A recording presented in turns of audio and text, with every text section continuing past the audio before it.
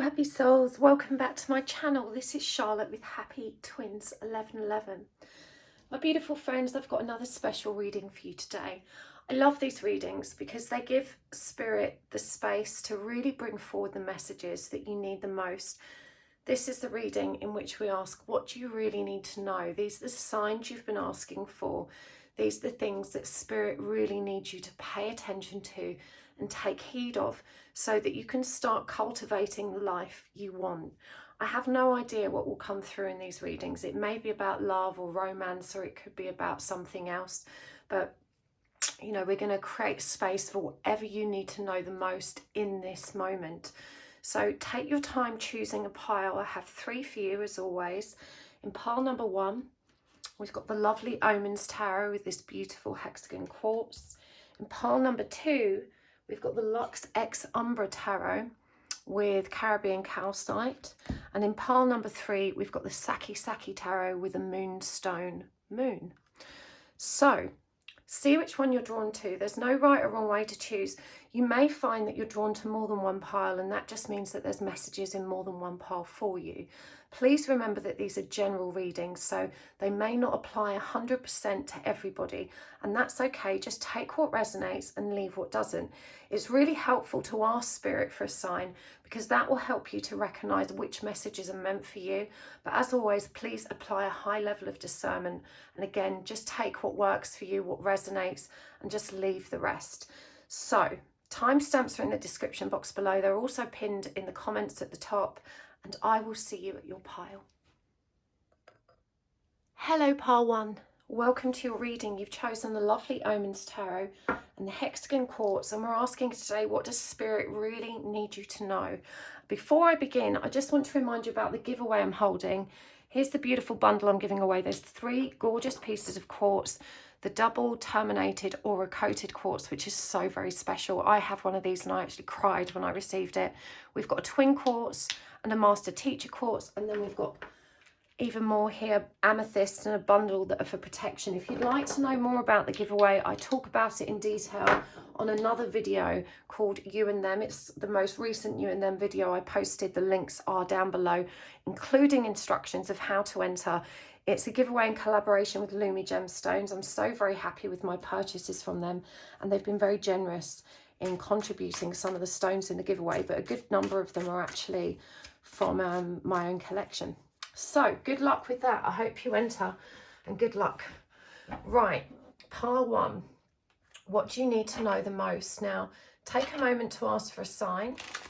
Take a nice long deep breath. Set the intention that you're ready to receive the messages that you need the most for your highest good.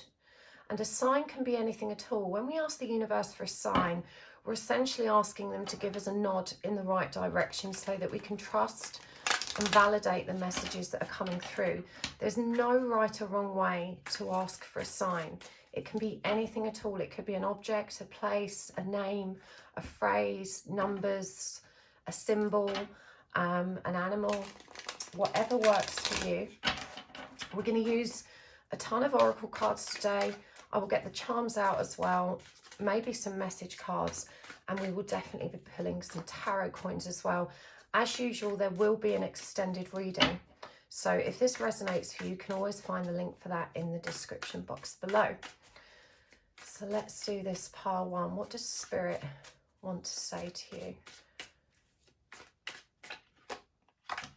We've got the Six of Swords in reverse, the Six of Cups, the Knight of Cups in reverse, the Ten of Cups in reverse, and the Knight of Wands. We've got the Lovers, we've got the Magician, we've got the Eight of Cups in reverse, we've got the Seven of Pentacles, and we've got the Ace of Cups in reverse. I'm going to get some oracle cards out here as well. Let me just check how much room I've got to the side. Fabulous. This is the, what deck is this? This is the Love Oracles. If you're interested in what decks I'm using, I always list them in the description box below. So we've got Plato, We've got Lena Dunham. And we have got Elizabeth I, Tudor Queen. And from the Queen of the Moon Oracle, we've got Purity, Snow Moon, Boundaries, and Discernment. And from the Divine Animals Oracle, we've got the Bull, we've got the Tiger, we've got the Lioness, and one more, we've got the Butterfly. So we'll get more out as we go, but let's start where we are. Pile 1, what do you need to know the most? Pile 1, you've spent a very long time longing for someone that hasn't been a part of your life, and I believe they haven't been a part of your life for years. This may be a relationship that you had that didn't work out, and you've been unable to move past the pain of losing this person in your life. We see here with the Six of Swords in reverse, it's clarified by the Lovers, so this feels like it was a romantic relationship. And despite your very best intentions, you've simply been unable to let go of the sadness and the grief. And I actually feel very, very emotional for you as this message comes through, because your grief is deep and your longing is very painful. This person is definitely a soulmate, and they arrived in your life as a gift. They arrived here to teach you some valuable and very important lessons. And honestly, I feel so choked up reading this because it's been going on so long. You've been holding on to this grief for so very long, and you've been steadfastly ignoring the lessons that present. And even though you're seemingly doing all of the right things to kind of move past this agony, you haven't succeeded in doing that. And there's a powerful energy of pessimism, lack of faith. It's like you just cannot accept any joy or happiness in your present, in your reality, because you're so firm in the belief that without this person it simply cannot work for you. Now, there is very, very strong chaser energy here, and the grief that exists within you is born of this self-love deficit that Spirit has been trying to bring your attention to for a really, really long time. And the message here is quite direct. We've got the Ten of Cups in reverse, clarified by the Seven of Pentacles. And this is saying you will not get union until you literally start investing in yourself. And I'm trying to be careful in how I word this, because as I said, it feels like you are doing some of the things necessary to invest in yourself, but it's a state of mind that you need to cultivate. And we see here with this Knight of Cups in reverse, you know, Spirit is asking you to stop chasing this person. There's a real issue with boundaries here.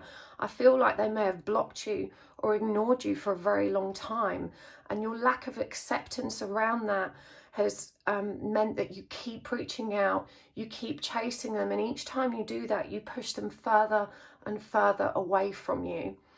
The Eight of Cups in reverse reveals that you just refuse to go within. And I understand that you have all the skills and tools necessary to do that. In fact, you have been applying yourself to learning how to do that, and you're wondering why it's not working for you. In truth, there's a part of you that is simply not accepting or believing that the love inside of you is enough. And even though you're able to go in and find it and touch upon it, you're not diligent in making that a practicing habit. You may have experienced other loss in the last few years as well. You may have lost parents or some other people close to you, and the grief is palpable. I honestly feel incredibly emotional for you right now, because I understand how triggering these losses have been for you. It was not just the loss of a romantic partner, but it feels like your life has changed in so many ways, and you're holding on to this belief that you're being punished or that Spirit has taken too much away from you. And there's this energy of it isn't fair. It's just not fair. Why do I never get what I want? Why can't I be happy? Why doesn't this person want me? Why are they ignoring me? You're not recognizing that right now you are a self-saboteur. You are destroying your own potential for joy and happiness by your absolute refusal to continue turning inwards and finding the love and joy you need there.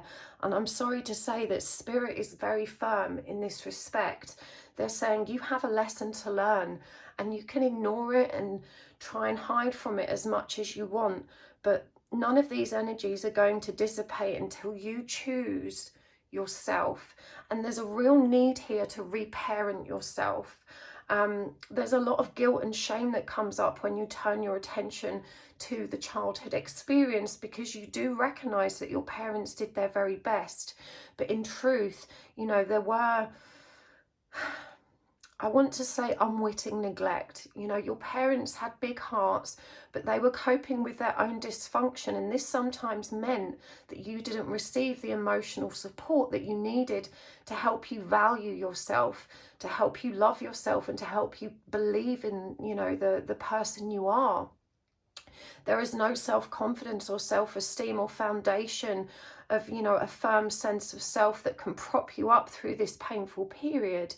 But that's something you're now being asked to build for yourself, and I understand how challenging this is, and I just want to reassure you that I've experienced this pain, and I feel this is why it's triggering me so much. I genuinely feel so very emotional right now, like I'm just going to burst into tears and weep at any moment. But I've been through this, and I want you to know that you can transcend it. I did, and you can definitely do that too. You know, the truth is that everything is transient, and you have to let go of this very limiting belief that you have, that you can't be happy without the things that you're missing. The goal in this is actually to find joy despite missing those things. And when you step into that joy, you will realize that you had everything you needed all along. We've got the Knight of Wands here, and it's clarified by the Ace of Cups in reverse. And, you know, this is asking you to grasp that wand and run with it. This is a spiritual journey that you're on, and you can't ignore that any longer. You tend to find yourself distracted by friendships, social stuff, you know, busying yourself with other coping mechanisms that are constantly turning you away from the truth of who you are and the very real work that needs to be done at root level. It does feel like you've invested a lot of money in trying to get healed, but healing is an inside job. You know, no one can heal us as much as we wish they could. It really is something that we have to do on the inside. And I'm hearing your frustration, because, you know, you're saying, I'm trying, I'm doing this, I'm doing that, I've done classes, but, you know, this person won't speak to me, and I just can't get past this grief.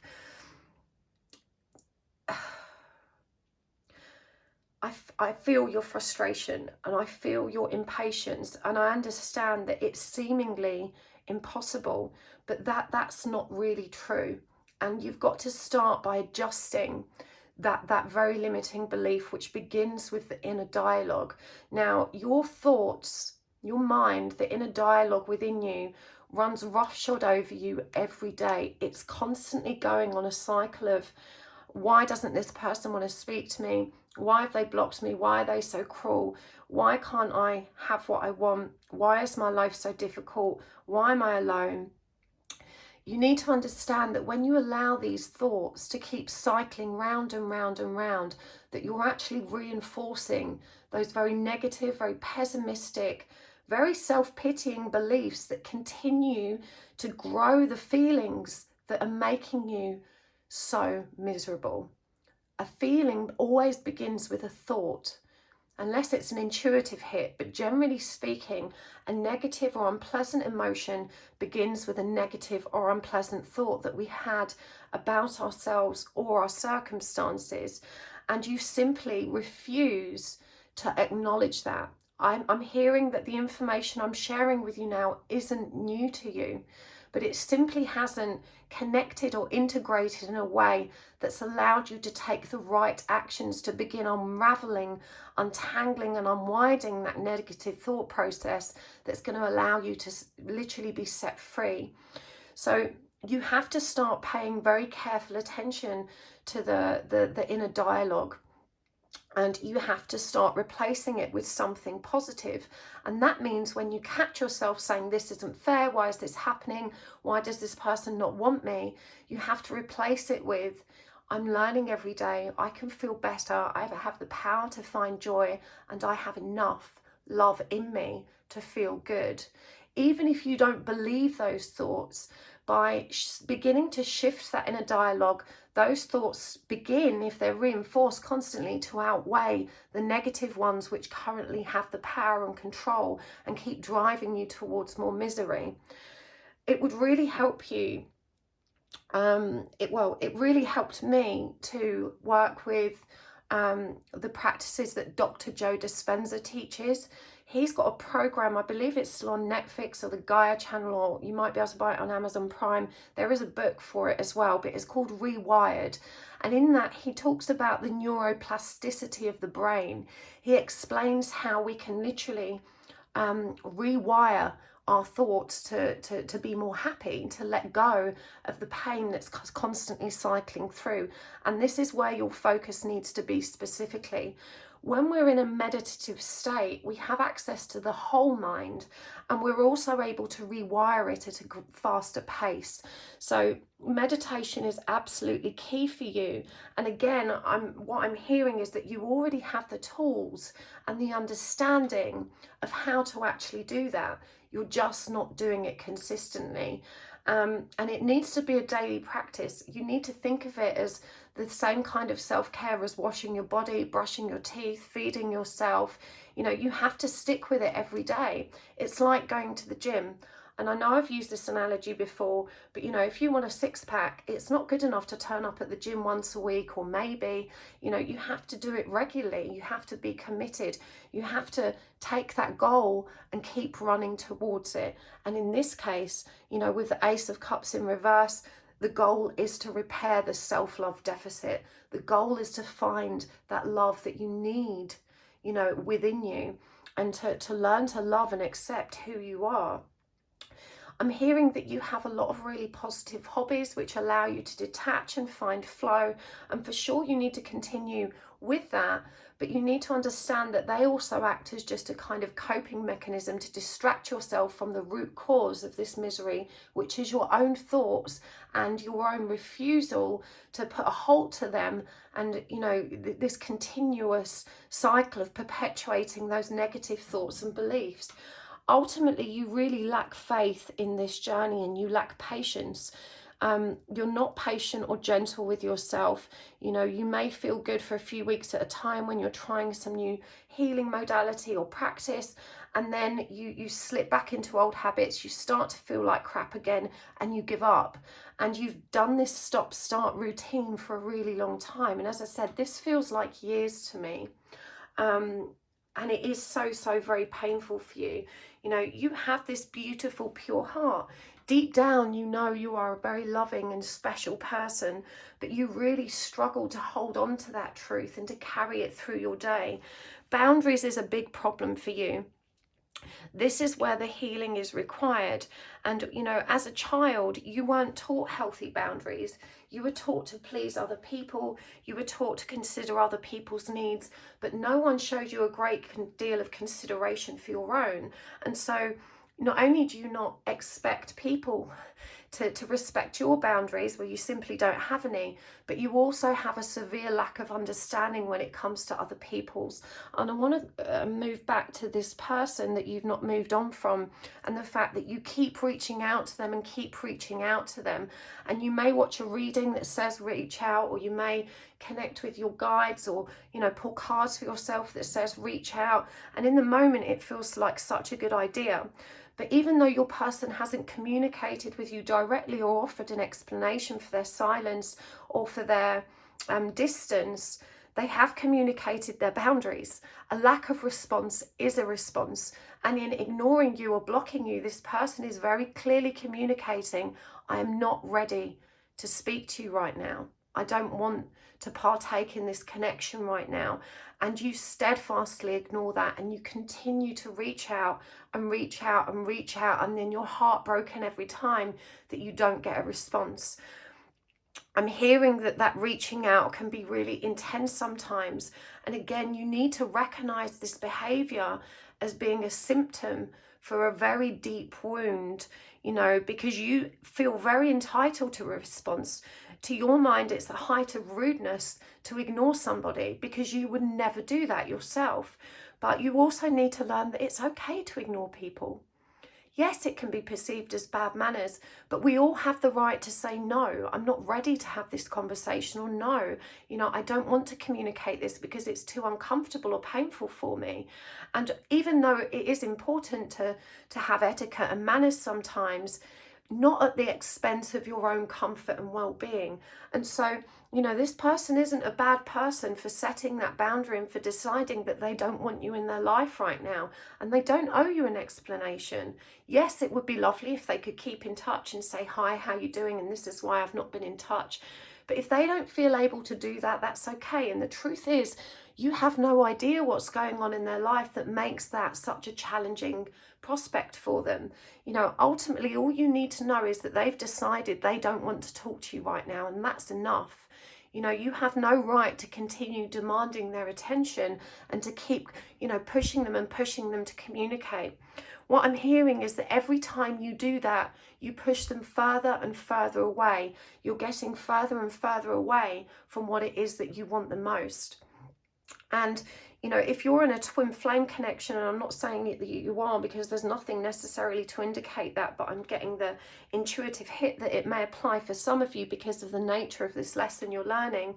You need to understand that when you're in chasing energy, you're never, ever going to move towards union. It's simply out of balance.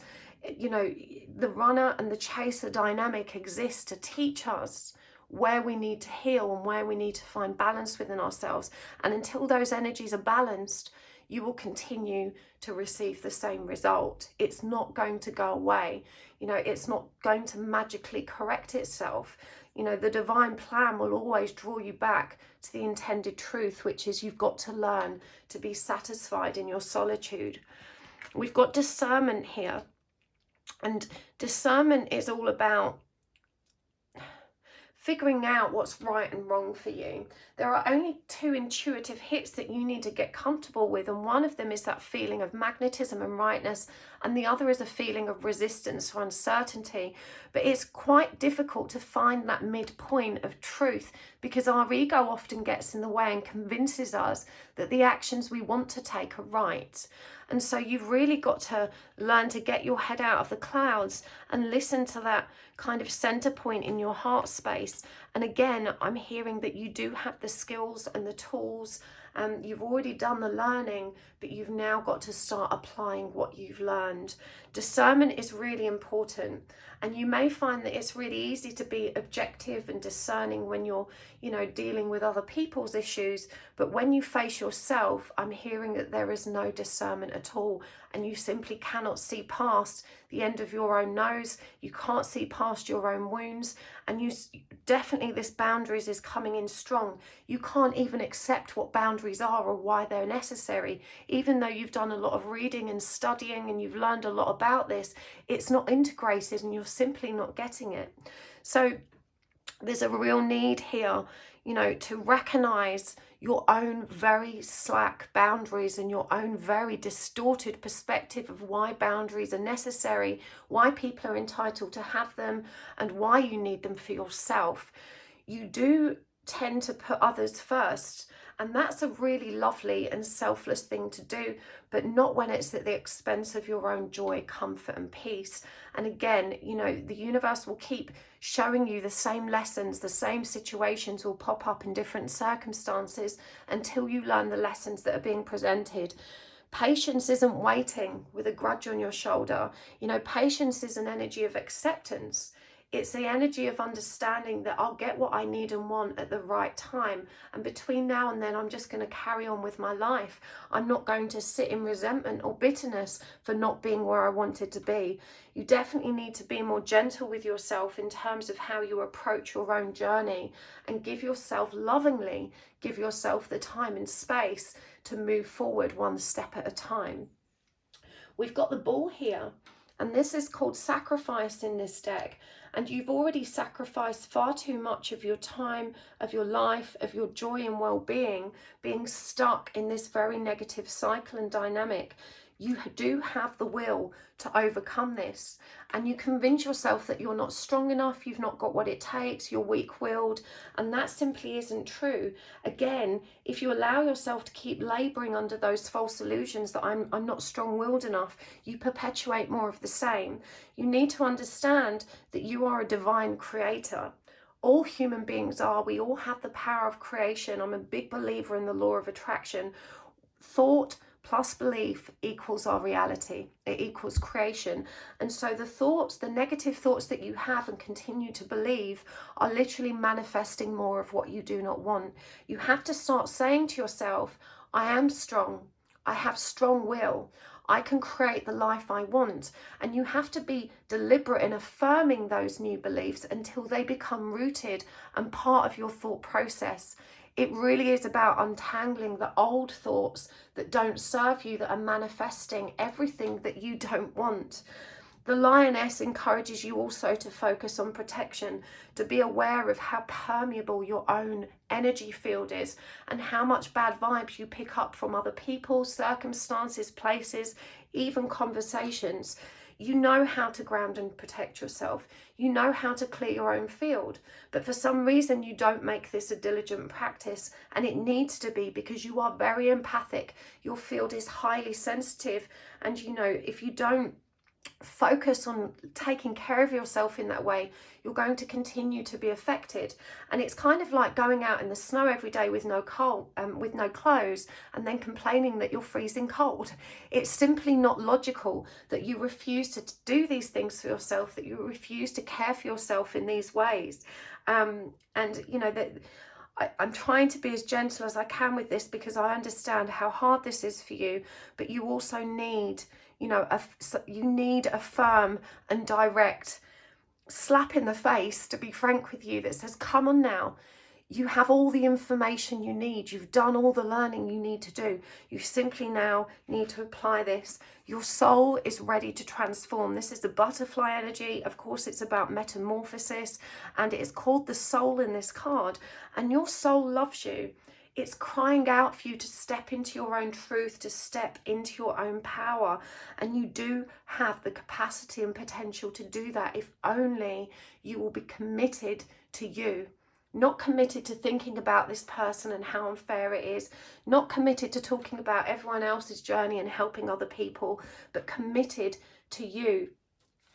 We've got Plato here, and it says, at the touch of a lover, everyone becomes a poet. Love is simply the name for the desire and pursuit of the whole. The madness of love is the greatest of heaven's blessings. Now, Plato was one of the first people to write about the twin soul, or the mirror soul. So this probably is a bit of an indication towards a twin flame connection. But, you know, this is a clear message. At the touch of a lover, everyone becomes a poet. Love is simply the name for the desire and pursuit of the whole. And the wholeness is something that you find within you. You know, love isn't just about romance. It's not about being with somebody else. It's about being with yourself. And truthfully, you can't really love anyone else until you have it for yourself. Lena Dunham, everyone forgets you except you. It's okay to play hide and seek by yourself. Don't be afraid of standing on the shoulders of your parents. And I feel like this might be a really sad, again, I'm getting a lump in my throat. I feel like this might be a really sad message for you, because I feel like you may have lost your parents, or you're distanced from them, or for some reason you're separated from them. But your parents' souls are always with you. They're in your heart, and you need to try and override the pain, the grief and the neglect, and recognize that, you know, you're cut from the same cloth. And even the harsh reality of your experience of them was a beautiful gift, because it's helping you become who you are. It has helped you become who you are. And just because you don't like who you are now and you don't currently see the value in it, doesn't mean there's not value in this experience. And I know that can seem like a harsh thing to say if you were abused or neglected, but genuinely your parents did their very best with the energy they had. And it may not have appeared to be good enough. Maybe it didn't meet, the standards that we would hope most parents would adhere to, but genuinely they did love you, and they're still with you in your heart. But there's a need here to reparent yourself as well, to step into that mother role and to start giving yourself the love that you need. Elizabeth I, have the heart of a man and the body of a woman. I would rather be a beggar and a single queen. And I would rather be a beggar and single than a queen and married. A clear and innocent conscience fears nothing. And Elizabeth I never married, she took lovers, but as a woman ruling in these times, in the Tudor times, she had to be very powerful. And I think this really speaks greatly of the journey we're all on, learning how to balance the divine masculine and feminine energies within. Society teaches us that as a woman alone, we're weak or vulnerable or some sad old spinster, or that we're incomplete. And again, this is a very limiting societal belief that you hold very close to you and struggle to let go of. You feel like a failure because you've not had the relationship you think you should have had, when in truth you just need to have that beautiful relationship with yourself, and then you liberate yourself to enjoy real love. Okay, let's get some more cards out and messages for you. What else does Spirit want to say? This is the Healers of the Earth Oracle. We've got Bird's Eye View. We've got Cherished Pet. We've got Bottled Up. And we've got Tea of Transformation. And from, let's get the Music Oracle. Oh, Kurt Cobain. Elvis Presley. Oh, and Johnny Cash. I'm going to get some charms and tarot coins for you as well.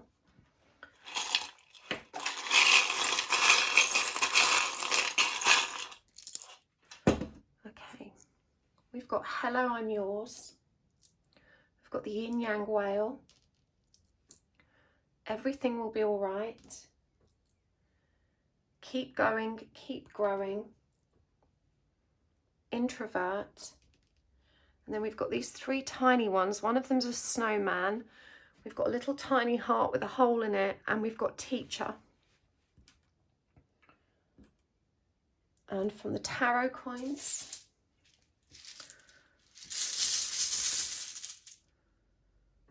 the Six of Cups, so that's already come up for you in the cards here. The Nine of Swords. The Sun. And I'm going to get some of these cards. These are messages from your higher self. When you talk about feelings, I panic and clam up. Don't listen to what they say about me, and I'm under no obligation to make sense to you. These sound like messages from your person. Did I pick up the wrong deck? No. So they've obviously slipped in. They were meant to come out for you. So Bird's Eye View. This is a number 4 card, which is a number of balance, stability, control, leadership, and it says seeing the bigger picture and a higher perspective. Now, next to it, we've got Cherished Pet, receiving care, attention, and domestication. And again, I don't know if you've got pets and you really take care of your pets, but if you gave as much love and attention to yourself as you did your own pets, you wouldn't be in the pickle that you're in now. There's a real necessary step you need to take here in observing how loving and supportive you can be for the other people or pets in your life. You know, and in fact, if you do have pets, it will really help you to form a habit around when you give them love, when you find yourself, you know, talking to them lovingly and giving them love and affection, to give the same to you, you know, to take a few moments to also do that for yourself. It can feel really silly to start with, talking to yourself kindly. You know, oh Charlotte, you're doing so well today. You know, you're so special and you're so loving and you're so beautiful. It can feel really silly talking to yourself in this way, but you need to cultivate the habit of doing this at every opportunity. This person is yours. Deep down, they know that they are yours as much as you know that they are yours. And I know it's hurting you to you know, recognize their ignorance and their avoidance of you, and maybe they're in other relationships, which is also very painful to see. But right now, the only reason they're not in your zone of awareness is because there's no space for them to be there. There simply isn't enough love for you, let alone enough love for them. And you've got this yin-yang whale here. And the whale for me is a very powerful symbol, because the whale of all living mammals has the biggest heart in the animal kingdom. And they also communicate through these beautiful sound frequencies, which can cross oceans. And so you're being asked to recognize how much powerful love is in that connection, and how much that love can be shared and exchanged even at a distance. I know that you're missing them being with you in their physicality, but I think you're also being asked to recognize that they are ever present, if only you choose or allow yourself to tune in and acknowledge that. Spirit's saying everything's going to be all right. You can trust in this journey. You know, you are going to transcend this pain. Keep growing, keep going, you know. And you, introvert, hold on, let me feel into this, because there's a garbled message here. You need to give more time for yourself. And I'm hearing that sounds like a contradiction, because you've spent a lot of time for yourself. But when you're spending that time alone, or you're physically alone, you're actually doing things for other people, perhaps your pets, you know, you're communicating with people online, or keeping yourself very, very busy to distract yourself from your loneliness. You know, introvert is about actually going within. Rather than distracting yourself from your loneliness, embracing that time you have for yourself as a gift and giving yourself that time. Just because you're physically alone doesn't mean you're with yourself. You know, to be with yourself, you have to be consciously present with your own soul. And that's what missing is here. We've also got repressed, pent up, and needing release. And this is a number 18 card, which connects to the energy of the moon. And you're really being asked to recognize how your own fears, your own anger and bitterness has been repressed for a very long time. And you really need to dig deep to access it.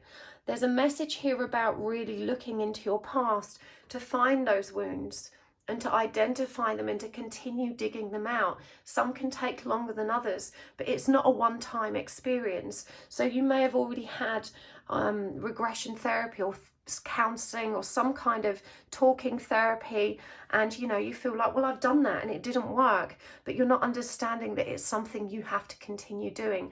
Healing is never a one-time effort. It's something we do every single day. And we've got T of transformation here: healing, remedy, and positive change. This is a number 51. 5 is the number of transformation, transition, higher learning, and 1, of course, is the energy of unity, the magician, and power, which has the magician did come up for you here.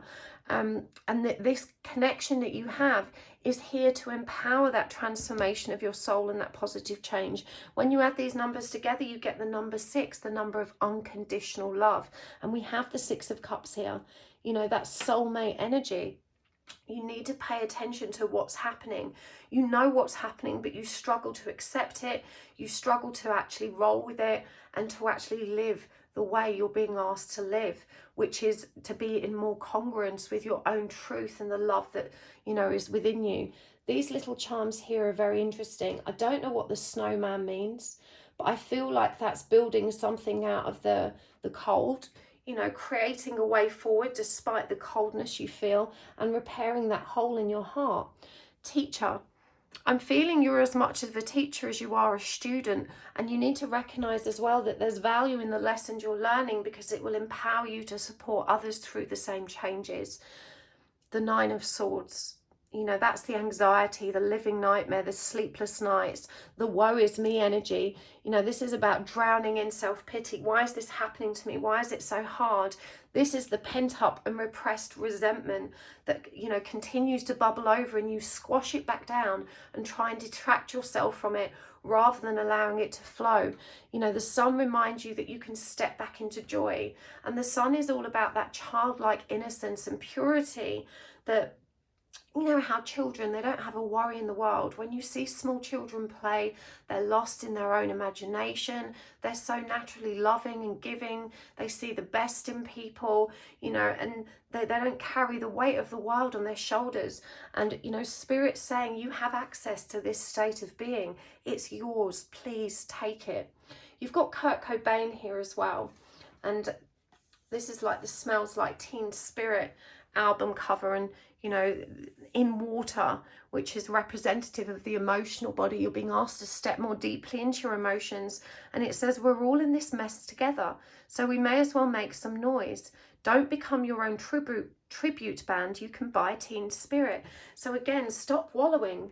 You know, you don't have to wallow in that energy. You don't have to stay there sunk in this depressive episode because your emotions that were created by your negative thoughts continue to overwhelm you. You can put a stop to that. Elvis Presley, you are king. Never let reality stand in your way. Always keep heaven on speed dial. And this is a powerful reminder that you are the creator of your own destiny, that your external circumstances should have no bearing on your state of being. You are connected to the heavens. You're a natural channel. You have powerful psychic ability, and you have the opportunity to connect with source light and source love if only you will continue to embody that. Johnny Cash, making the right enemies is as important as making the right friends. Heaven or hell, it's up to you. Darkness is your friend. And you're being asked to recognize that the dark exists in all of us. You can be very judgmental. You know, you identify egos in others and you shake your head and you're like, oh God, some people, but you know, this really indicates the parts of yourself that you're not accepting. When we judge others, it's because there's a part of us that resonates with whatever, you know, darkness they're embodying. You know, it's an indicator or a trigger that shadow aspect is within you too, and you really need to pay attention. You know, if you're looking at other people and saying they've got it wrong, they don't understand, their beliefs are distorted, you know, this is a very strong signal that you need to go within and find out which part of you is also holding on to that same shadow. When you talk about feelings, I panic and clam up. These cards appear to be from your person, but as I said, we drew them as messages from your higher self. And so they're showing you here how rigid you can be when your feelings actually come to the surface. You know, you prefer to drown in them, and you're being shown that you can sink or swim. You can swim to the shore and, you know, drip dry and dry yourself off in the sun, or you can panic and clam up and drown in those feelings. You're being asked to go with the flow. Don't listen to what they say about me. Other people's opinion of you is none of your business. You know, you're very, very sensitive to how others perceive you, what they may say about you, to their opinions of you, to their judgments. This is something that you need to let go of. And it's also a reminder that it's the part of you that agrees with those things that is so triggering and so challenging. When you truly love and appreciate yourself, other people's opinions of you become inconsequential. You recognize them as a reflection of their own pain, but right now you're still very attached to how other people perceive you. You want to be seen as a nice person, and this is why you people please, and you're very afraid of being seen as strange or mean or unkind, and so you go to great lengths to impress upon people who you are, and that's really just trying to receive validation from your external environment. When we try and when we tell people about ourselves or behave in certain ways, what we're really doing is trying to control their perception of us. And if their perception of us is good, then we can feel good. You know, this all demonstrates, again, your own low self-esteem and the need to be validated and approved of by others to help prop up that fragile ego. You need to find that reassurance within you. Again, you need to start being your own mother and best friend. I'm under no obligation to make sense to you. This one did feel like a message from your person, and it's coming up over discernment. And remember, I said that you have this beef, that you think this person is wrong or cruel for ignoring you. You still love them anyway. You know, deep down, you know that the truth is they're running from you because you are so intense. And so, you know, you're chasing them so very hard. And every time you do that, you communicate to them, I am not enough. And if you don't believe that you're enough, why do you expect them to feel that you're enough? You know, you keep perpetuating your own painful cycle. I'm sending you lots of love, pile one. This wasn't an easy reading. You know, I'm just going to take a moment after this to send you some love and to send you some light to everyone that's watched this pile. Please take the time to meditate and tap into that so you can lovingly receive it. If this resonated for you, hopefully you'll join me over at the extended. But if not, thank you for joining me here. I appreciate you guys so very much. It really is a pleasure to share these readings with you. You know, they also trigger my own growth and awareness, and for that I am truly grateful. Thank you to the very kind souls that send me donations via PayPal. I appreciate that so much. If you do send a donation, please remember to include your postal address so I can thank you properly. I like to send a little note in the post. And thank you to those of you that take the time to watch my commercials. It truly makes the biggest difference to my channel. It keeps everything ticking over and ensures I can continue to provide the free content that I do.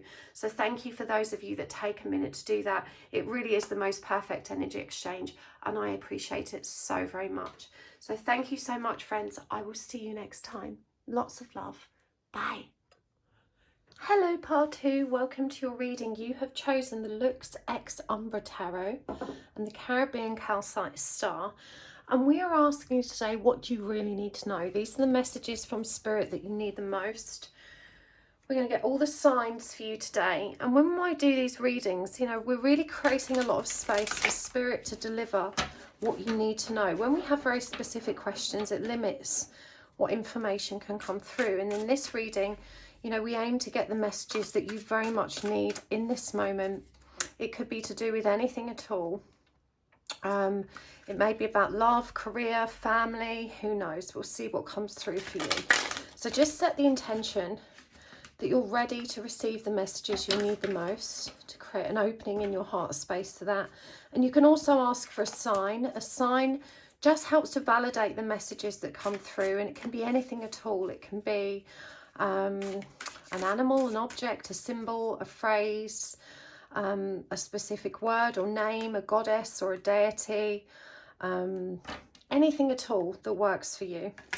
There's no right or wrong way to ask for a sign, and you might not just get the sign in the reading. You might find that it appears in other areas of your life. So, you know, you can be very specific in the sign you ask for, and don't worry if it doesn't come up in the reading. You may notice it come up somewhere else in your life. So let me give these a really good shuffle. This is a new deck. It's absolutely beautiful, and I have to say, of all the independently created decks I've received, this one was very magical in the way it was packaged. It came with a crystal and loads of beautiful little extras. This is why I love buying independently created decks. It's such fabulous quality as well. I love that it's all black. It really is stunning. It's the first time I've used it on my channel. So we're going to use all the oracle cards today. We're going to get the charms out and the tarot coins, probably some message cards as well. But let's start with the tarot. Oh. Okay, pile 1. What does Spirit need you to know the most? The sun has come out for you today. The birds are singing. There's a little bee that's just come in my window. Actually, it's a wasp. I don't know if you can hear him buzzing away. Hello, wasp. He's just landed on my strings of pearls, which is a new plant. Okay. Hopefully he doesn't sting me. He's now hanging around my aloe vera. Right. Let's see what we've got. Judgment in reverse. The Page of Cups. These are in French, so I'm trying to remember. The King of, oh God, what is epee? Shit, I should have checked this first, shouldn't I? Let me just get the book out, just to refresh my memory. I do speak French, but I'm not great at it.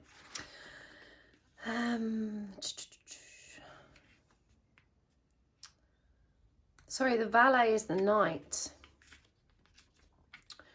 And let's find it in English. No, it's all in French. Is it all in French? The court cards. Le valet, le roi, épée. Where's épée? I'm sorry about this. Oh, here we go. Swords. Épée is swords. Beg your pardon. Learn something new every day. My children speak fluent French, but mine's a little bit ropey. Right, 5 of swords, one more. And that's the 2 of pentacles. Okay, so let's get some clarifiers for these. The ace of pentacles. The sun. The empress. The hermit. And we've got the valet again, which was the knight of wands. Okay, let's get some more cards out. I'm going to start with the love oracle.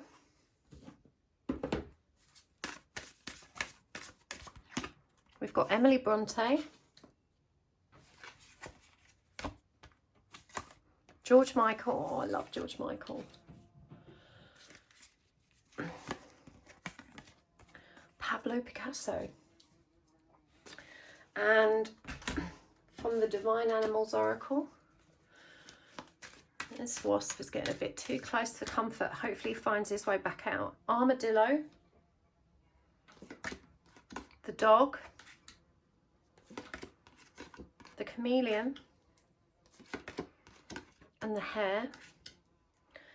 We're going to get some of these Queen of the Moon oracles as well, and then we'll get started. We'll get more oracle cards as we go. That little wasp is buzzing around all my tarot decks now. The wasp might have been a sign for you. It might be worth looking up. Oh my God. Whoa. Hold on. Okay. Sorry, he was right in my face there. I was talking about him. Oh, no, I thought he was leaving. Right, we've got faith and change. I was going to say maybe look up the wasp as a spirit animal to see what it symbolises, because it's obviously relevant to you. I'm just going to open the other window for him, give him a better chance of finding his way out.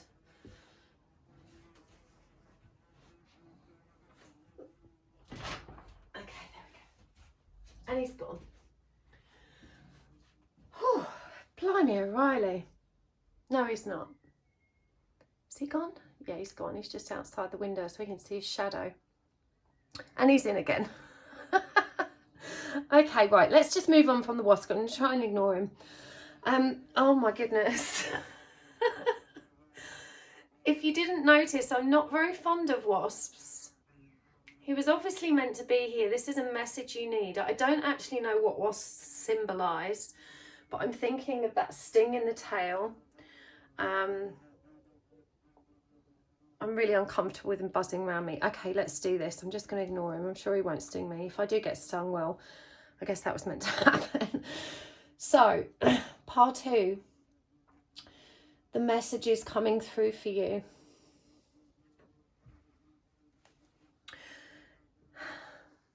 You are very focused on your material world right now. It brings you a lot of comfort because it's where you stay in control. And even though you are very developed psychically and that you have very powerful psychic skills, you are resisting the call of your soul. You're very rigid in your perception of healing and in your perception of what actually needs to be healed right now in your life. You're very deep in masculine energy, and that means that you're very much probably in a leadership role.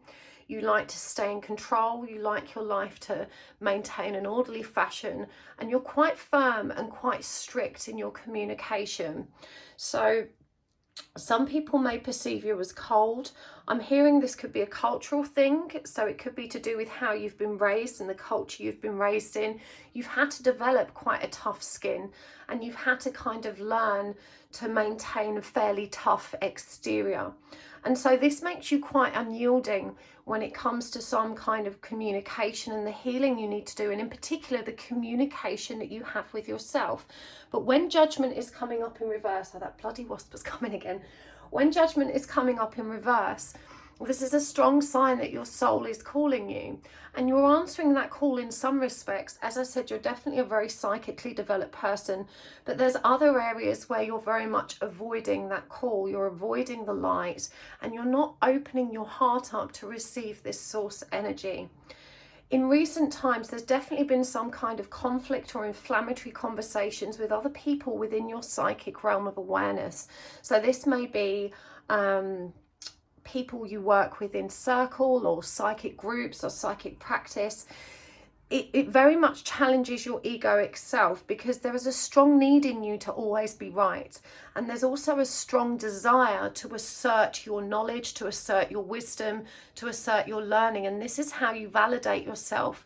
This is where you get your confidence and self-esteem from. And this also plays out very much in the workplace. Now, it does feel like there are some issues in and around the family environment at the moment. You could be going through a divorce or the breakdown of a relationship, and I do feel that there are children involved with this. You're being asked to soften your heart and to perceive what is occurring through the eyes of love and wisdom. I'm hearing that you do have access to this, but you choose to apply all of your psychic ability and your awareness of spirit in very practical ways, and your heart remains steadfastly closed down to the much softer and more gentle energies that can actually elevate you out of the trauma that you're currently experiencing. For sure, in this relationship that feels like it's coming to an end, there is a propensity here to be very hard-faced. And I understand that there's a lot of resentment there built up, and that this person has very much taken advantage of you, in particular financially. It does feel that you're a bit of a powerhouse in terms of, you know, being the breadwinner, being the provider, maintaining control of finances, all that kind of stuff. And yet there's a great deal of resentment that you've had to do that. I have to be real with you and say that there wasn't much potential here for your partner to actually step up and do that, because you took the reins and you clung to them very firmly and were unwilling.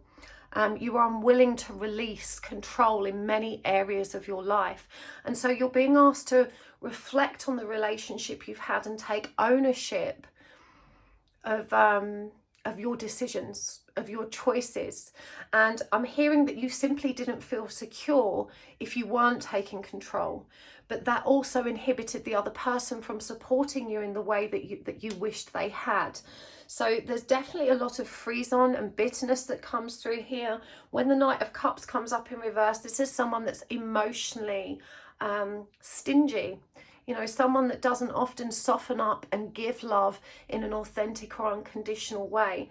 And you're being asked to reflect on this, because as a child you had all of that beautiful innocence and you were very loving and very giving, and something happened to you that hardened you towards humanity. Not just your family, not just people in general, but from a very young age you decided almost that people or human beings were very harsh creatures indeed. And this, ever since you've had this very, very tough exterior, which doesn't allow you to align with the energy of faith and trust. And so you're naturally very, very suspicious of people. And this conflict that has arisen lately outside of the home, kind of in your social group, you know, this idea that you need to constantly be challenging what you're learning or challenging yourself, but what you're actually doing is reinforcing your own ego. You're reinforcing this dynamic that you must be in charge, you must lead, you must know it all, you must know better. And so you're being asked to recognize that the conflict that arose as a result of this was very much a reflection of the wounds in your own soul. When the King of Swords comes up in reverse, clarified by the Empress in reverse, this shows us what's keeping you from your divine femininity. You know, you have this tendency to approach life in a very intellectual way. You're very much of the mind, but you're not allowing yourself to embody the deep emotion that really allows you to step into this power of creation. And so it feels like you work very, very hard for your living, and that manifesting doesn't necessarily come easily to you. There's a constant bubbling resentment that it's just too hard, too tough, that you're constantly having to hold things together. Whereas the message is here that if you just allow yourself to gently and smoothly move into your divine feminine energy, and you can be more receptive to the abundance that is always flowing to you, things will really loosen up. The Five of Swords, of course, represents that conflict. And again, the fact that it's clarified by the Hermit is indicating that you need to go within and explore that. You continue these arguments or disagreements because there's a powerful need to be right, and you don't like that you're not being agreed with. But all of the conflict that you're having is representative of the conflict that is internalized, the conflict that actually is occurring between your own heart and mind. And if you go within, you have an opportunity to begin releasing this. You're definitely being asked to step into change so that you can achieve more balance and harmony.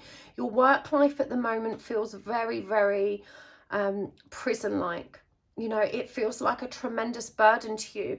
You haven't felt that spark of enjoyment or passion for your work in a very long time. And Spirit is reminding you that when you tap into your psychic understanding and senses, that you only need to understand magnetism and resistance, and to pay attention to the strong resistance that you are feeling right now towards your career. You're being asked to step into a more spiritual role, but you have lots of limiting beliefs about, pardon me, you have lots of limiting beliefs about doing that.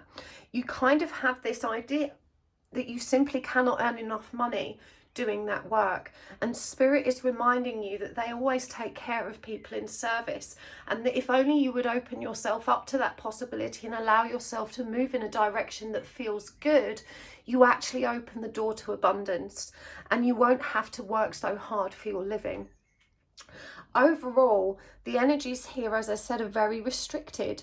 You are very, very rigid in your outlook of life, and you had to be because of how you were raised and the experiences you had. And this doesn't seem so much connected just to the parental relationship, but also what was going on around you. And it does kind of feel like you grew up in an environment or a country where there was a lot of upheaval or dramatic cultural shifts. And so that was a really tough thing to be exposed to at such a young age. There's definitely trauma connected to that that you haven't revisited and resolved, and you're being asked to turn your attention there. Deep down, you're afraid of change, and you're afraid of facing your shadow aspects because you don't know what you'll find. And you get so much comfort from aligning yourself with your ego and your ego's values that it's very difficult for you to disassociate from that and to lean into your heart space. To be perfectly frank, it just doesn't feel safe for you to be in your heart or to be in your feminine energy. And so, you know, being in this masculine energy allows you to stay in control, and that comfort zone is what keeps you trapped. We see here with the armadillo as well, and this is such an interesting card because look how tough, you know, the armadillo's exterior is, and despite the light shining on his back, there's no space for this light to penetrate. And this is a number 7 card, you know, which is the energy of divinity. And we've got these 2 warriors here as well. This is such a protective energy. And this as well goes to reinforce how you focus on protecting your material world. You know, you only feel safe and balanced when you have a war chest of cash, when you have access to a comfortable financial situation and stable base. And this is why you keep working so very hard in a career that doesn't actually soothe your soul or bring you any joy. You do need companionship. We've got the dog coming up here, and yet you don't allow friends to move into your heart space. There's definitely an avoidance of intimacy here, which can make you feel very, very lonely. And yet in part, this is very normal to you again, because you've developed this tough exterior and you've learned to harden yourself to humanity. But you know, this is reminding you that humans can be very loyal and they can be very trustworthy. And of course, opening up to that is always a risk. but it's a risk that's worth taking is the message here. And you have got so many loving and supportive people around you, but they tend to drift away because they can't reach you in an emotional way, and the connection is perceived as cold or unfriendly or unyielding. You may have found that this also applies in love, and there's definitely a relationship in the background here that's rumbled on for a long time, and there's such a great deal of anger and resentment in that. It feels like you perceive this person as a threat to your own sense of security and your own sense of self. Both of you are very alpha in your perception of love and one another. Both of you like to be in control. And so it feels like there's a real standoff in that respect, and that inhibits you from coming together in the middle. But I have to say that in this respect, you're the one that needs to step into receptive feminine energy, not them. Sometimes you have to trust others to take control for you and to enjoy being, you know, the one that's receiving care rather than the one that's giving it. So really, you're a victim of your own comfort zone. You're a victim of your own insistence that you must lead and be in control. And again, the chameleon shows up. Very similar message to the Two of Pentacles. It asks you to adapt to the environment and the situation as it presents. This is a number 33 card, and of course 3 also refers to the energy of the divine feminine, the energy of creation and the energy of abundance. And this is showing you that when you are more flexible and more yielding to your circumstances, and you allow yourself to use all of your energy bodies to feel into them, that this is when you're actually going to find the most peace as well as the most success in your endeavors. The hare is also a divinely feminine symbol, and it comes up here to refer to cycles. And this cycle of control, challenge, leadership, you know, the tough skin, tough exterior, this has been something you've worked through your whole life through childhood. And the message here is that you're going to continue to repeat those cycles until you allow yourself to yield and go with the flow. There's a tremendous amount of resistance here. You know, you're very inclined to outright reject anything that doesn't immediately resonate with you, but you're being asked to recognize that things can't resonate with the bodies they can't reach. And again, I'm coming back to the armadillo. You know, the armadillo is multifaceted. It has many, many, many, many layers, but the light is only shining on the surface because its tough exterior doesn't allow the light to penetrate and feed into the other bodies. So a lot of your intuitive hits are not, I guess we could say that they're not feeling into the broader perspective. It's like you've got 10 layers to feel with and you're only using the top layer. And so you end up rejecting a lot of ideas, a lot of guidance, a lot of suggestions, because your first layer has already kind of cast it out as not being resonant. But that's because you've not allowed it to penetrate deep enough to really feel into the truth of it. So you do have a lot of very limiting beliefs, and you're very quick to dismiss things that haven't penetrated and have an opportunity to really sink into your bones and make sense. So you're being asked to maintain a more open mind and to feel into situations with more depth. Faith has always been a challenge for you because life has taught you that you can't trust. You know, life has never gone the way you've wanted it to. You've faced a lot of very, very challenging circumstances, and so this has eaten away at your faith and your opportunities to believe in good. You do have quite a distorted and pessimistic outlook of people, of situations, and even though intellectually you understand that's limiting, you struggle to overcome that, and your ego won't allow you to acknowledge this about yourself, and so you stay stuck. What needs to happen here is that you need to release the ego, allow yourself to be more open and permeable to the energy that source is sending you, into the energy that's available to you to read, so that you can really feel into the depths of the messages that are coming forward. Change is indicated again, and it's called Thunder Moon in this card. And again, we've got a number 3 and a number 5, the number of higher learning and authority. And look at how she's pushing against the egg. You know, we've got this thunder moon creating all of this powerful, powerful change, but she's literally pushing away harshly, you know, trying to step away from the egg. You know, this is a resistance to your own growth because it feels so very uncomfortable. A lot of your wounds are very, very deeply buried beneath that hard surface. And so it's very difficult for you to dig them out and face them. So you're really being asked to be more responsive, to step out of your comfort zone and to allow yourself to step into your emotional body, which is something you haven't done for a very long time and that you probably feel very uncomfortable doing. We've got the hair showing up here in the long night moon of darkness. And again, this is number 40. Remember, 4 is the number of the emperor, of the divine masculine energy. It's about control and stability. And we see this hair here kind of tentatively waiting to move along the path, but not taking a step forward. And this really demonstrates your fear of facing your own shadow aspects. You know, you convince yourself that you do. You spend a lot of time learning. You spend a lot of time going to classes, but there's not a great deal of practice that can crack that tough exterior and allow the light in. You're so afraid of breaking. You know, you're worried that if you revisit these harsh experiences that you've had, that you will collapse and you won't be able to rebuild yourself. And I'm being shown that image of Humpty Dumpty. You know, the rhyme Humpty Dumpty had a great fall, and it's this fear of being cracked open and not being able to put yourself together. But again, being cracked open is how the light gets in, and you have to be brave enough to face your shadows. You have to be brave enough to face what hurts. There is a lot of pain buried within you, and you continue to carry it with you, believing that this makes you strong. And I want to say that you are strong. You know, you have an incredible degree of persistence and strength and a determination about you.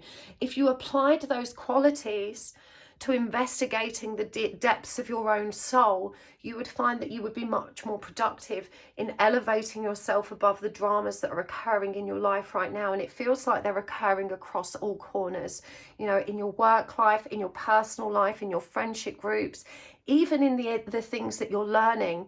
You're experiencing this conflict, this discomfort, lots of kind of things not going the way you want them to go, and you're wondering why life is so harsh for you right now, again, without realizing that it's all born of your own sense of inadequacy and fear of facing yourself. Emily Bronte, if you ever looked at me once with what I know is in you, I would be your slave. Hearts can be broken, but souls should be shared. Love is like the wild rose briar, friendship like the holly tree, but which will bloom most constantly? So, I mean, I think this really reveals your fear. You know, hearts can be broken, but souls should be shared. You've got to take that gamble and start letting people in. And I'm hearing that you can start with your friendship group. And if you have children, start with your children. You know, I think maybe as a new single parent or a newly single parent, or perhaps the fact that you were a provider, protector, you feel like you have to maintain this tough exterior, and, you know, so that you can discipline your children appropriately and not allow them to run roughshod over you. But you really need to be a bit more yielding and let them in. Allow their joyful childhood presence to melt your heart. You know, that's where you can begin. But certainly in your friendship groups, you know, there's a lot of love and support there for you if only you will let it in. George Michael, always wake them up before you go. Pay no heed to careless whispers. Family are your band members.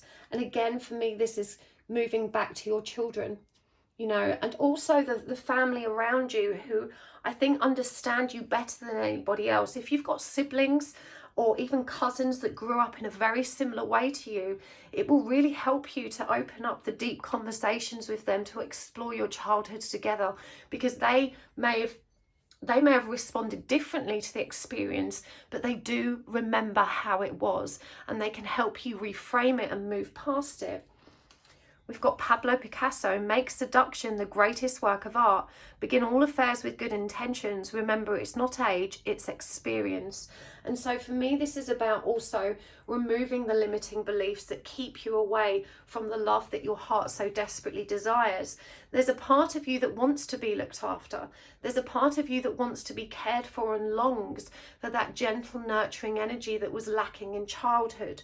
And yet you've become so comfortable and confident in taking care of yourself that you've lost sight of that desire and buried it so deeply, and you have this idea that you simply cannot yield, you simply cannot let yourself be what you perceive as weak and vulnerable in the face of other human beings. And this isn't just in love, this feels like it's across the board with all relationships, as we saw even with your own children. So let's get some more oracle cards here. I'm going to get the music oracle, get some of these. We've got Bjork, Kurt Cobain,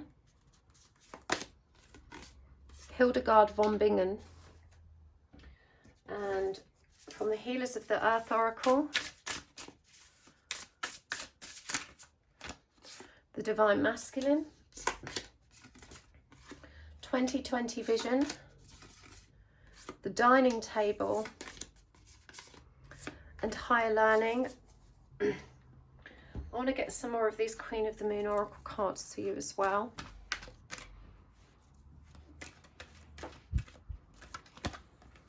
We've got Discernment, Beginnings, and Nourishment.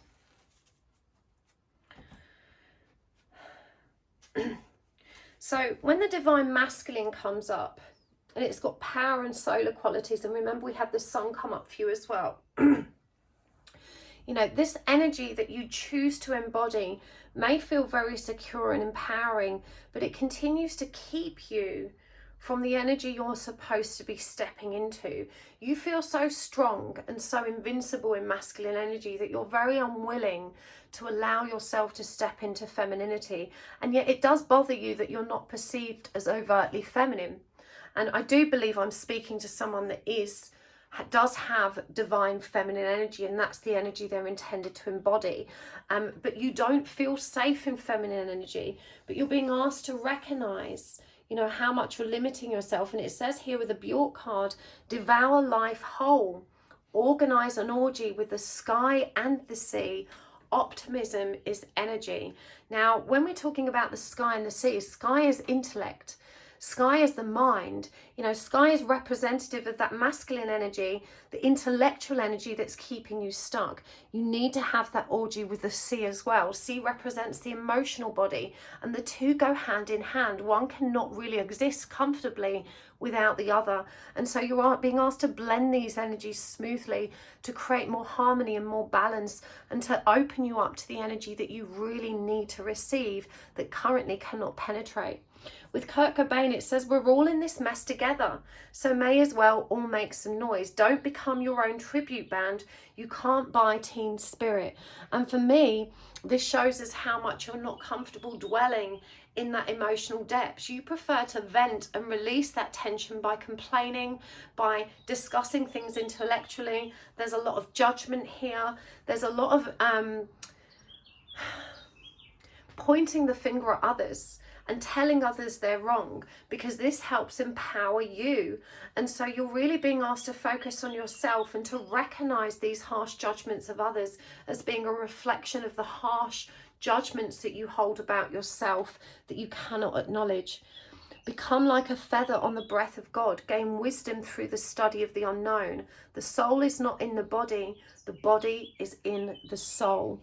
So, you know, even though you are psychically very, very switched on, very intellectually adept when it comes to psychic studies, you're being asked to step into the soul. You're being asked to recognize that your higher senses allow you to step into your whole self. And this is a part of yourself you're meant to be investigating. We've got visionary ability here and goodwill. So again, you need to start applying your psychic senses in a much more selfless way. At the moment, your psychic development, it reinforces your ego. You know, it's something you're very, very good at. And so you get a tremendous amount of empowerment and feel good energy from that. But when you start applying it outside of self for the good of others, you know, you can actually get a genuine feel good factor that isn't supported by your ego. The dining table, a date, a social gathering, and nourishment. And we've got this little butterfly here in the window being illuminated and this beautiful light shining down. Again, transformation is required here. Look, this is an empty table. There's just a skull here and there's 2 butterflies, and the table hasn't been used for a while because there's flowers growing on it. You know, you don't let people in. This is also a number 9. Again, the energy of the hermit. You've got to learn to let people in. You've got to learn to adapt and trust human beings. Higher learning, education, research and apprenticeship. And I'm hearing that you've done so much of this and you've applied it in very practical ways. But again, it's not penetrating at a soul level. It's not doing the work of opening your heart, which is the journey you're on. This journey requires you to step into your own heart space, and it's not going to proceed in the way you want it to until you're able to learn to do that. You're being called to action here. You're literally being called back to your own soul, called back to your own emotional body. I'm literally being shown the emotional body leaning all the way outside of your energy bodies and being completely disassociated. And whilst that served you for a time and helped to protect you from the harsh realities of life, it isn't serving you now. Now it's holding you back. We've got the 10 of Cups in reverse. Lemat. What's that one? There's no number on it. For God's sake. Lemat. Let's have a look. 10 of Cups in reverse and Lemat. Of course, it's the Magician. No, it's the Fool, I beg your pardon. So when the 10 of Cups and the Fool comes up in reverse, there's a strong message here that this relationship, which could potentially be a twin flame or soul connection, isn't going to come to fruition until you allow yourself to take that leap of faith towards your whole self. You know, when the 10 of Cups is in reverse, it shows us that romantic union is blocked. You need to get your head out of the clouds and apply discernment to this situation, because you see the other person as the runner.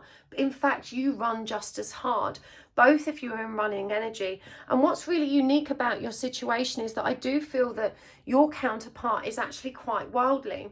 You know, they do have access to spiritual concepts. They understand what they are. You know, it does feel like it's someone that is working with energy in a similar way to you, but they are also running from themselves. You know, they may be adept in their psychic ability just as you are, but as we've learned, that doesn't necessarily make us adept at managing our own hearts. Again, you've got beginning here and nourishment. You've got to allow yourself to grow into this situation and to take that leap of faith towards change. The message here is evolve or repeat. If you continue along the same lines, you're going to keep getting the same lessons crop up again and again, and the frustration just builds and builds and builds over time, and it continues to eat away at your sense of faith. So I'm going to get some more cards. I feel like we need to get some messages from your higher self. So this deck, these are just blanks that I've written on myself. I'm very jealous. Evolve or repeat. We literally just said that. Your own limiting beliefs about self are keeping you stuck in this cycle. There is too much going on in my life right now. I believe in us. Time is not running out. Trust in the divine plan. Everything is as it's meant to be. The more you struggle against the tide, the more you delay your own progress. Let go and trust. Release bitterness, anger, resentment and envy. Embrace forgiveness. So these are very strong messages. You know, you don't realize how much envy and jealousy and ugly feelings that you're holding on to. Jealousy is a very painful energy. It's very triggering for your ego. Your ego seeks to stay in control. It seeks to assert its dominance, its superiority. And this is why you experience this conflict, because you have to be right. You have to know it all. You have to know better. When someone's got guidance or a story or advice, you've always got something better than that or something to add to it. You know, you're not recognizing how this envy and jealousy really thwarts your attempts to be close to people and to accept the messages that are coming forward. Now, you believe that you're just feeling into your own truth, and that to accept guidance outside of you is demeaning your own sense of self. But it's much healthier to recognize that you simply cannot know it all, and that spirit puts people in our zone of awareness to bring forward messages and suggestions that can trigger our own truth, and that everybody has value. Everybody's truth is valuable and can often activate deeper awareness within us. But you're so very quick to reject the messages that others give you, you know, unless it's come from inside of you, you don't want to listen. But what you're not understanding, again, is that you're not reaching deep enough inside of yourself to receive those messages. And so spirit is trying to reach you every which way it can, generally through other people, through other experiences and teachers, and you're just not accepting anything from outside of self or within you. Your person does believe in you. I do believe this was a message from them, but at the moment the energy simply isn't balanced. It's not personal, you are both running, and so the energy cannot align and again, you know, evolve or repeat. There is the energy of impatience here, and it says, you know, time is not running out. Everything is as it's meant to be. Even the challenges that you're facing right now are purposeful. You know, everything contains a gift and a piece of magic that helps you grow, but you have to allow the gift to be received. You've got to literally unwrap it and take it in. Your own limiting beliefs about self are keeping you stuck in this cycle. Again, evolve or repeat.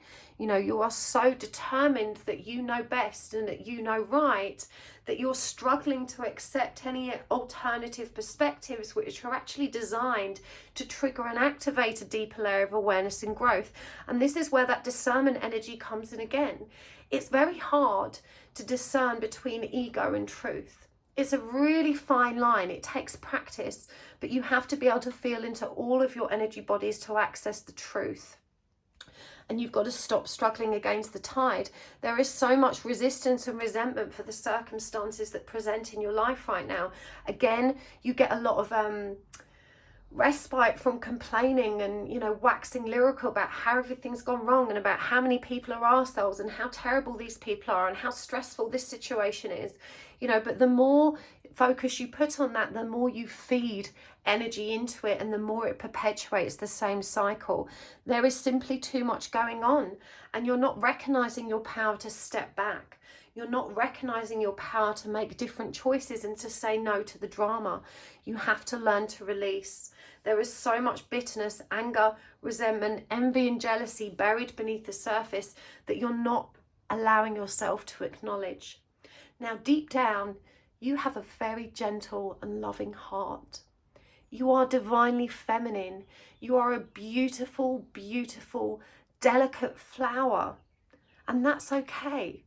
It's okay to allow your softness to bloom. It's okay to be this loving, divine, feminine, receptive energy. It's okay to let go of control.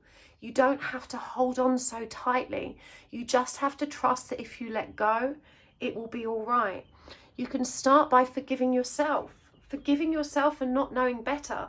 All of the decisions you've made throughout life were based on the information you have. They were based on survival, and that's okay. But you also need to accept that those same choices do not serve you now. It's time to adapt and change. It's time to forgive the people that have hurt you, not for them, but for your own peace, for your own sanity. Holding on to bitterness and resentment for others is like drinking poison and expecting them to drop dead.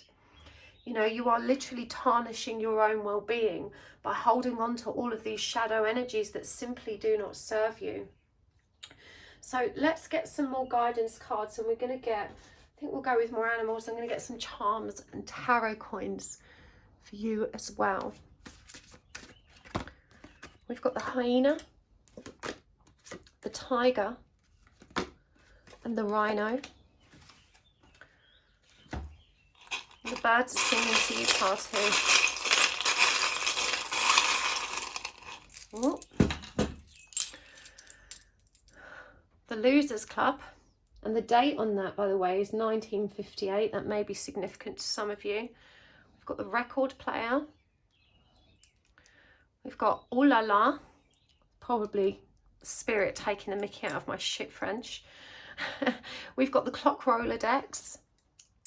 We've got, is Mercury in retrograde? At the time of uploading, I don't believe it is, but it may be when you watch this at a later date. Either way, that's about communication. We've got the Three of Swords. We've got the Rose Quartz Heart and the Paper Aeroplane. And let's get some tarot coins as well. Okay. We've got the Ace of Wands. the Two of Cups, the Three of Pentacles, and the Tower. So the hyena is called fear. And, you know, look at this here. Look at the contrast. You know, there is only love and fear, and they're both interchangeable. And look, when we focused on fear, everything looks desolate, nothing's growing. You know, when we focus on fear, there is no opportunity for change or growth. When we focus on love, everything is blooming, everything is abundant, you know, and we reap the rewards. You're being asked to step out of fear into the light, focus on love. You know, you are a powerful creator because you have such strength of will. If you applied the same strength of will to love as you do to fear, you know, if you applied the same strength to maintaining an open heart as you do to maintaining all of these tough skins and protections, you would be literally flying into your future with grace. We've got moderation as well. You know, you need to apply more moderation in your life. You know, we had that, there's too much going on. This is about bringing things back into balance. We've got the Ace of Wands, which is reminding you to follow that spark of creation, inspiration. Stop telling yourself why it wouldn't work. Stop putting obstacles and creating obstacles. You're so busy what-ifing. Well, I can't do this because of that, and I shouldn't do this because this might happen. You know, you're literally standing in the way of your own destiny. There is love in your future, but you have to start collaborating in a meaningful and heartfelt way. You have to be receptive to love in order to attract it into your life. And this means facing some challenging tower moments. But remember, when the tower comes down, it creates space for new growth. You're not a loser. You know, your ego won't allow you to believe that, but there's a little voice in your head that keeps telling you that you're not good enough, you're not womanly enough, you're not feminine enough, you're not loving enough, you're not open enough. You know, listen to that little voice, because some of it is true, but it's also unnecessarily harsh and it's crushing your self-esteem. And this is why your ego fights it so harshly. Music is important in this situation. Perhaps music is how you access your emotional body. You know, when you listen to songs that are moving, you're able to open your heart and receive them, and it feels like a safe way to do that. So indulge that kind of sound healing or therapy more. I've no idea what the ooh la la means for you, but for me that's a very kind of shocking energy. The French, the people outside of France perceive ooh la la as something quite sexy, but actually the French use that the same way we use oh my God. You know, it's a kind of oh my God, it's that kind of energy. And so it's asking you to appreciate all of the beautiful blessings and to be aware of those surprising energies that are available to you. Again, time is not running out. This is time well spent focusing on stepping into your divine power. Is Mercury in retrograde? As I said, it's not, but this demonstrates that, you know, that conflict you're having at the moment is being challenged because of your communication style. It's out of balance, it's backwards, it's not reading into the whole picture, and it's rooted in some kind of grief or betrayal that you haven't overcome. Again, the rose quartz asks you to step into unconditional love, and the paper aeroplane is asking you to send a loving message, perhaps of forgiveness, to reach out a loving, receptive arm, is what I'm hearing. So I really hope that helped, part two. I'm going to go over to the extended. I want to dig a bit deeper into this counterpart you've got, because we didn't touch upon that too much. I want to get more information about what this trauma might be and how, you know, some practical guidance in terms of how you can transcend it. But thank you so much for joining me here today.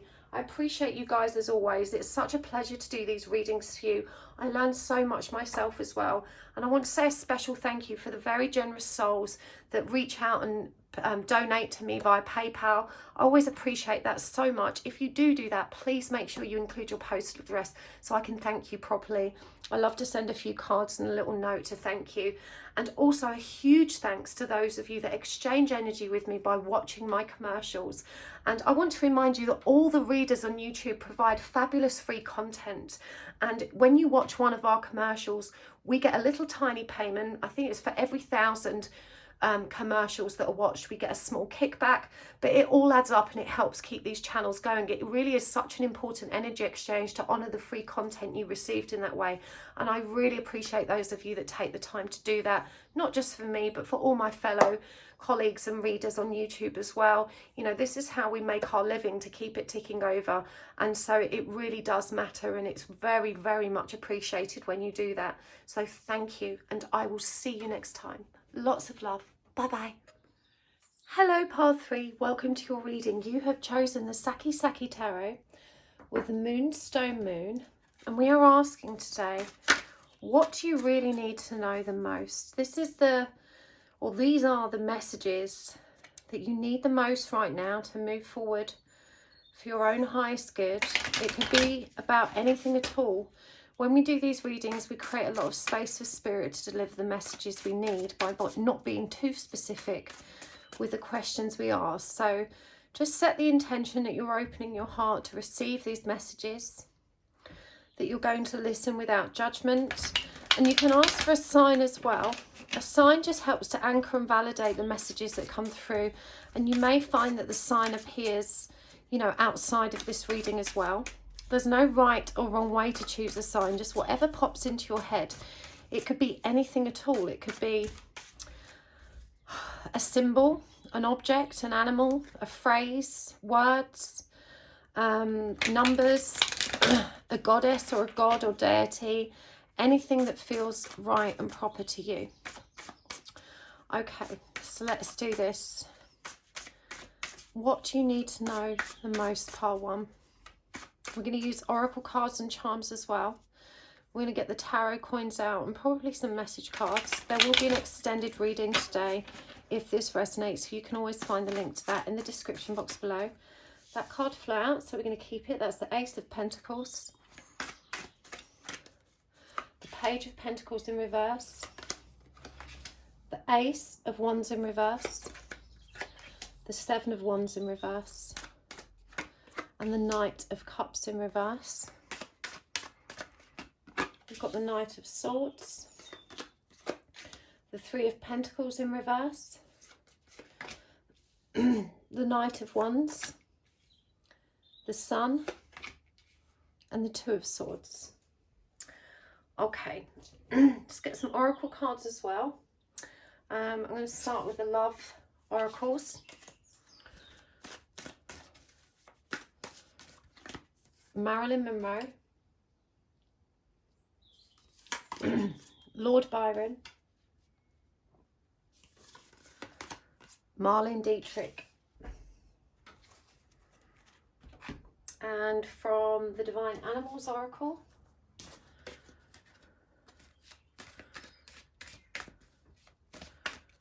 already lots of dragons out here for you. We've got the bison, the deer, the wolf, and the tiger. The tigers come out in every pile today. This one features Durga. Very powerful message. I'm going to get some from the Queen of the Moon Oracle as well. We've got pleasure, boundaries, that's also come out in every pile, and will. The tiger is also will. Okay, so we'll get more cards as we go, but let's start where we are. So what I'm hearing about you, Path 3, is that you have grown up in and around spiritual experiences. You've grown up in an environment where spirituality was the norm, but it feels like you've only recently found your way to spirit, and you're still finding your feet and figuring out where it fits in for you, what you believe, what you don't believe. At the moment, there's a warning about how easily influenced you are by others. And whilst it's positive to seek out teachers and guidance, there are people in your zone of awareness who have very strong and rigid opinions that may contradict some of the other learning you've done, or may not necessarily resonate entirely with your own truth. But you're very easily swayed by people who carry the energy of authority. You know, people who hold this strong energy of leadership and are very forthright in the way they communicate. And you're being asked to apply discernment here, because everything is not as it seems, and their truth is not necessarily your truth, and it does contradict a kind of deeply held belief that you had of your own, which wasn't entirely incorrect. So that's the first thing that's coming through here, to apply discernment. It feels like this is in or around your friendship group. This is someone that you may have become close to more recently. And again, you'll know who they are because their ideas are very rigid and many of them are rooted in ego. This is someone that's trying to validate themselves by being a bit of a know-it-all. And so they enjoy contradicting what they hear, and they enjoy being right. And you're being asked to feel into this and to filter it through your own layers of discernment. Now, it may feel like you're itching for a new beginning. And indeed, there is an energy here that's asking you to take swift action. But what's been holding you back is this fear that you're moving away from or letting go of some kind of relationship which may not be available to you if you take the steps forward that you feel the impulse to take. And so I feel like a new beginning is on the horizon, that you're feeling this powerful impulse and the energy building to kind of, you know, it's like it's gathering momentum, but you're kind of got this idea that if you take that as a step in that direction, you're moving further away from what it is that you really want, which appears to be a relationship from your past, someone that you've previously let go of. There's a lot of focus on what's occurring in their life. I'm hearing that your intuitive hits about the relationship they're in now are quite accurate, but you're also being asked to recognize that your deliberate focus on that situation really indicates where you need to heal. You're also, with the Page of Pentacles in reverse, not very comfortable making decisions for yourself, and you normally reach out into your friendship group, your family, your community in order to kind of bounce ideas off. But in this case, this is only confusing you further. And so again, there's a big shift here that's pulling you back towards your own intuition. You can't collaborate on this next step. No one knows what's right for you more than you do. And again, it feels like by sharing your ideas and seeking guidance from so many different people, you've only ended up more and more confused. And this is actually inhibiting you from taking the steps you need to take. There is a need to move in the direction of spirit, and that may mean in your career steps as well. We've got the Ace of Wands here in reverse, clarified by the Knight of Wands, and this is asking, you know, when we've got two knights are all about action. They're all about rushing forward and taking action, and the Knight of Wands is about spiritual action. But the Ace of Wands in reverse shows us that you're afraid to grasp that wand, that you don't feel entirely confident that that is the right direction or that it can carry you forward. And so there's a message here to say trust. It's okay to take the wand. It's okay to move forward with this. Trust your own instinct, disregard logic, disregard the opinions of others, and allow yourself to step into a new beginning. There's a message here about boundaries as well, and this comes up twice with the Seven of Wands in reverse, which for me is always symbolic of slack boundaries, and it comes up again quite literally here in this card.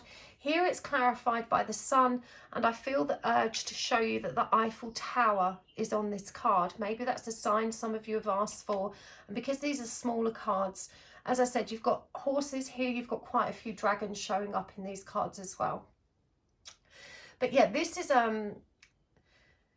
this lack of boundaries is rooted in your childhood experience. You were surrounded by a lot of very confident people, very authoritative people, people with, again, the strong energy of leadership. And when you encounter people like this, as I said earlier, you're very easily swayed. You tend to defer to them, you know, submit to their beliefs, submit to their ideas, submit to their decisions.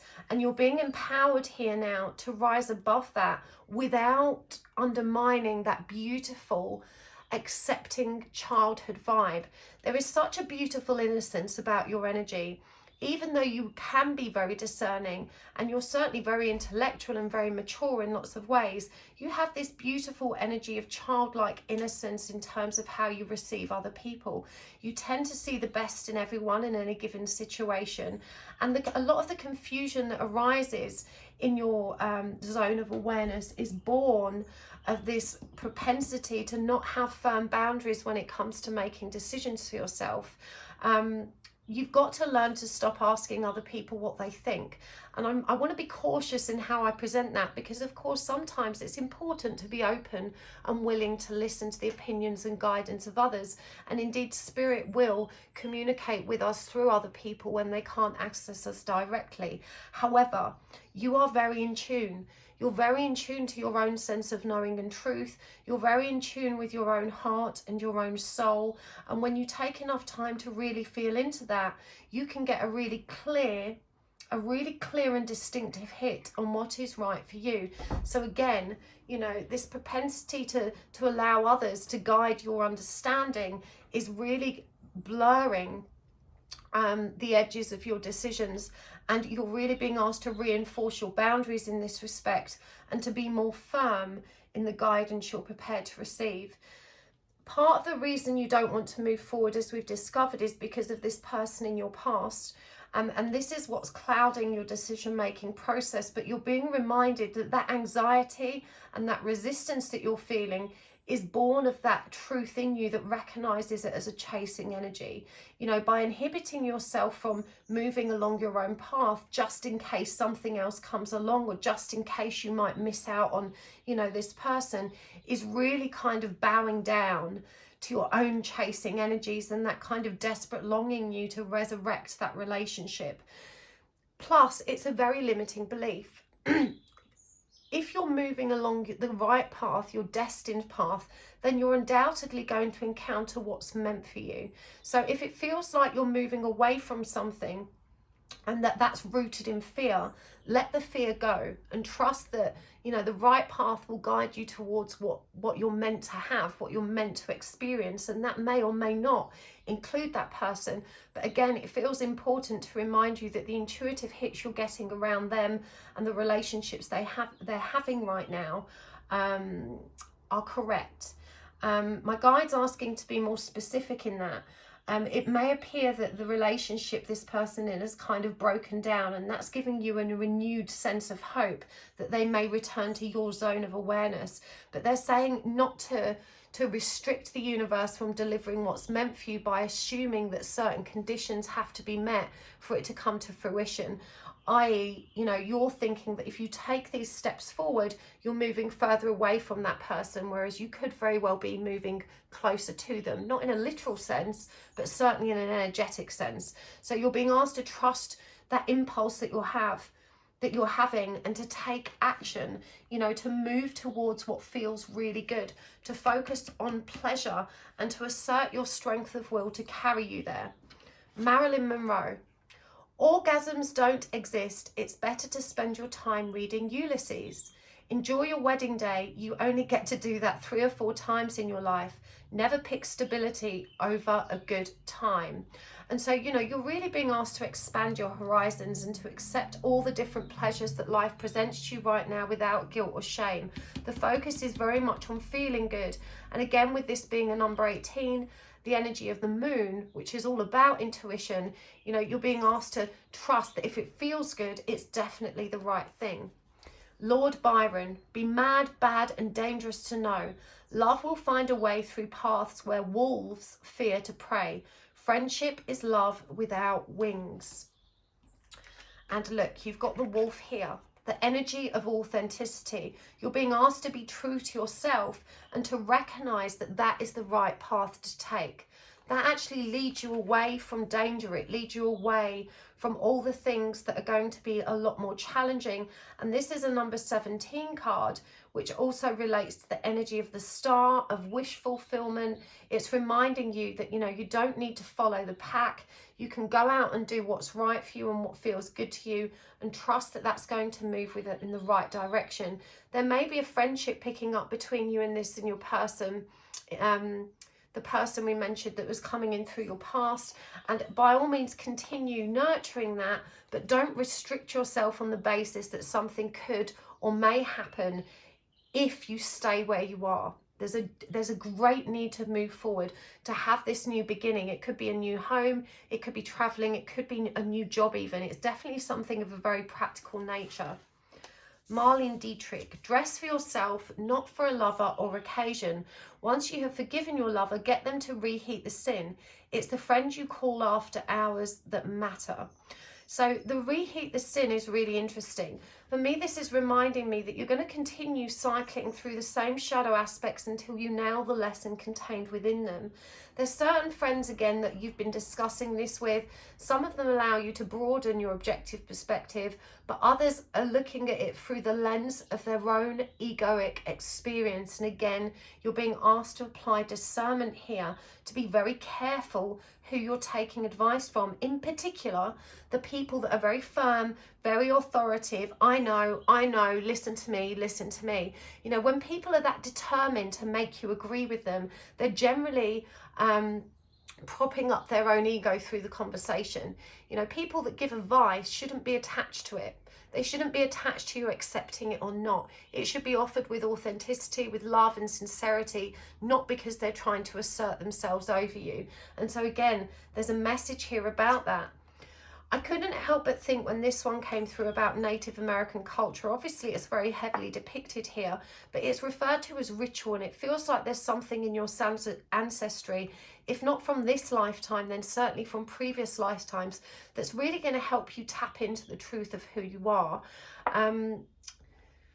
Native American ritual so far as honouring the earth, honouring the... I'm hearing Mother Earth and Father Sky in particular, honouring the animal's journey. You're being asked to refer to the Native American calendar to see which animal applies to your birth date and to work with the animal specifically. There's a need to honour yourself through strategic ritual and practices, because this really helps to focus your manifesting power. Because yourself and your ancestors have worked in this way for many, many generations, this is something that's going to be particularly productive for you. You know, this is something that's really tying into your soul's wisdom and your soul's memory, and bringing up all of the soul's understanding of what you actually need to do. The deer comes through here, and this is about power. I generally see the deer as quite a masculine energy, but it's also, you know, you can get a female deer, but this one's got these huge big antlers, and we see that the feminine here is actually wearing these great big antlers. And so for me, this is asking you to recognize that you can draw on your own divine masculinity to lead and empower the next steps forward. And this is a number 11 card, which is deeply connected to the energy of spiritual awakening, also the twin flame journey. You know, you're really being asked to reflect on how you hold both energies, the energies of both counterparts, and the goal is to be balanced within them.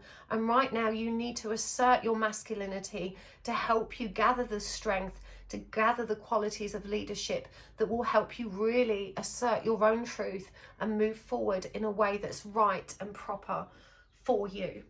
So let's get some more cards here. I feel guided to get more tarot cards. What else does Spirit want you to know?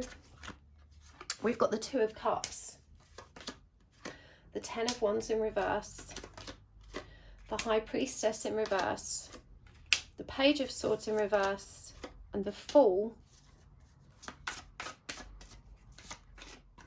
the Page of Wands, the Hermit in reverse, the Six of Swords, the Three of Wands in reverse, and the Queen of Pentacles. So there may be someone new coming into your zone of awareness as far as romance is concerned. I do get the energy that this is a bit of a flash in the pan fun kind of relationship that won't necessarily go anywhere unless you want it to. But what it is doing is reasserting your femininity and allowing you to release some of the heavy energy of the past. It's a relationship that's without burden. It's an easy, playful, casual, light-hearted exchange that really serves you. You're being guarded against it distracting you from your own journey, and also not to take it too seriously. You know, your own intuition will guide you in the right way, but it does look to be an interaction that you will move away from. The Page of Swords in reverse reminds us that at the moment you're still frustrated by the lack of fulfillment with this other person in your past that you're still very heavily focused on. And again, you're being reminded that commitment is in your future if only you take that leap of faith forward. You know, there's definitely a need to move forward, and perversely you're not taking that step because you fear it's actually inhibiting you from being with that person.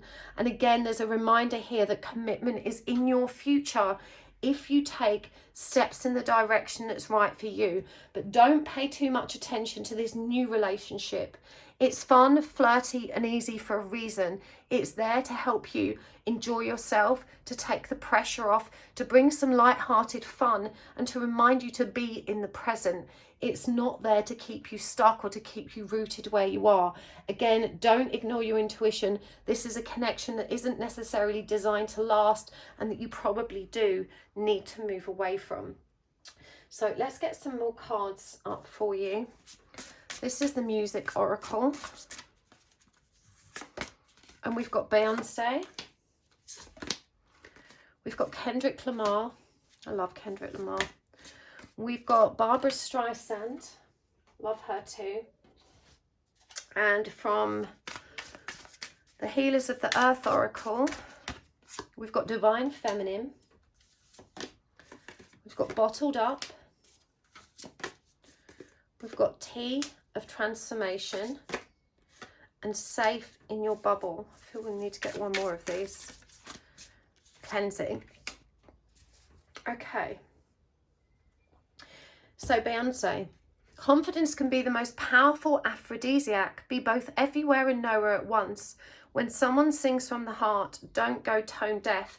And this is clarified by Divine Feminine. And indeed, Beyonce is such a powerhouse of divine femininity because she embodies all of that kind of powerful manifesting energy, the energy of leadership and authority, combined with all of that very sexy, very demure femininity.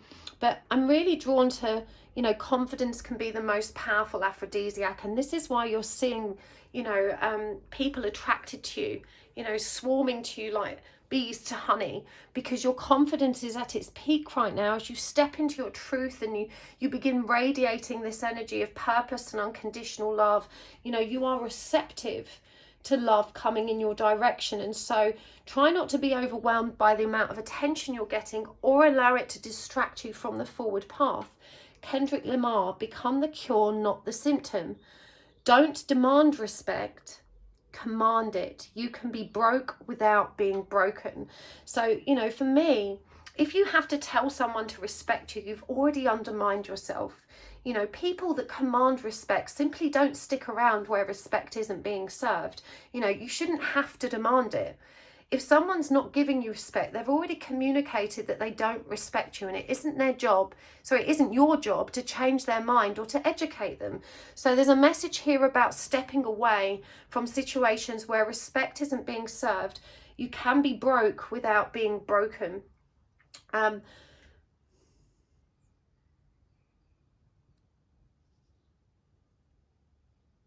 Okay, so you may perceive that you had a very balanced childhood and there isn't a lot of trauma here for you to work through, because you don't see that your behaviours, your perception of life has been dramatically affected by the way that you were raised. Of course, you were entirely designed by the experiences you've had, and with the greatest will in the world, we all come out broken in some ways. Just because you're not cracked open and you're not experiencing a lot of pain or discomfort doesn't mean that there aren't wounds within that need to be investigated. And it does say here, bottled up, repressed, pent up and needing release. You know, there is some acknowledgement required of the wounds that are within you. 18 is also, as we said, the number of the moon. And even though you're very positive and you tend to focus on positive there is a need to be more real and honest with yourself and open up to the wounding of your past, which is there even if you can't yet see it. Barbara Streisand says, fake it until you make it. It's easy to fool yourself, but hard to fool an audience. If you can't go right to the top, find somewhere else to go. And so, you know, for me, this is about aligning with the energy you want before you have it. And, you know, lots of us on this journey move through this pattern of saying, I'm surrendered, even when we're not, because affirming that we're surrendered is half the battle won. You know, making the decision to be surrendered is already putting you on the path towards that exact energy. But it says it's hard to fool an audience. So you've got to be careful who you're saying this to, because it's only undermining your hard work. It says T of transformation here, healing, remedy, and positive change. The door to healing is open, and you're being asked to step back into it and to continue nurturing yourself, to remember that healing is an ongoing practice. You are safe, but to remember that you need to continue cleansing yourself. There's a message here about being really diligent and rigorous in your grounding and protection, because you are surrounding yourself by so many opinionated people that are trying to enforce their beliefs on you. And your energy is so empathic and so permeable, you have a tendency to pick up some of these low vibrational or egoic behaviors, and they start interfering with your field, which is what forces you to question your own judgment. So there is a need here to really reinforce your protection and to be diligent in doing that, in particular because of the work environment you're placing yourself in, is what I'm hearing. What else is coming through here? Okay, I feel like we need to get some more cards. Right, I'm going to get some more animals.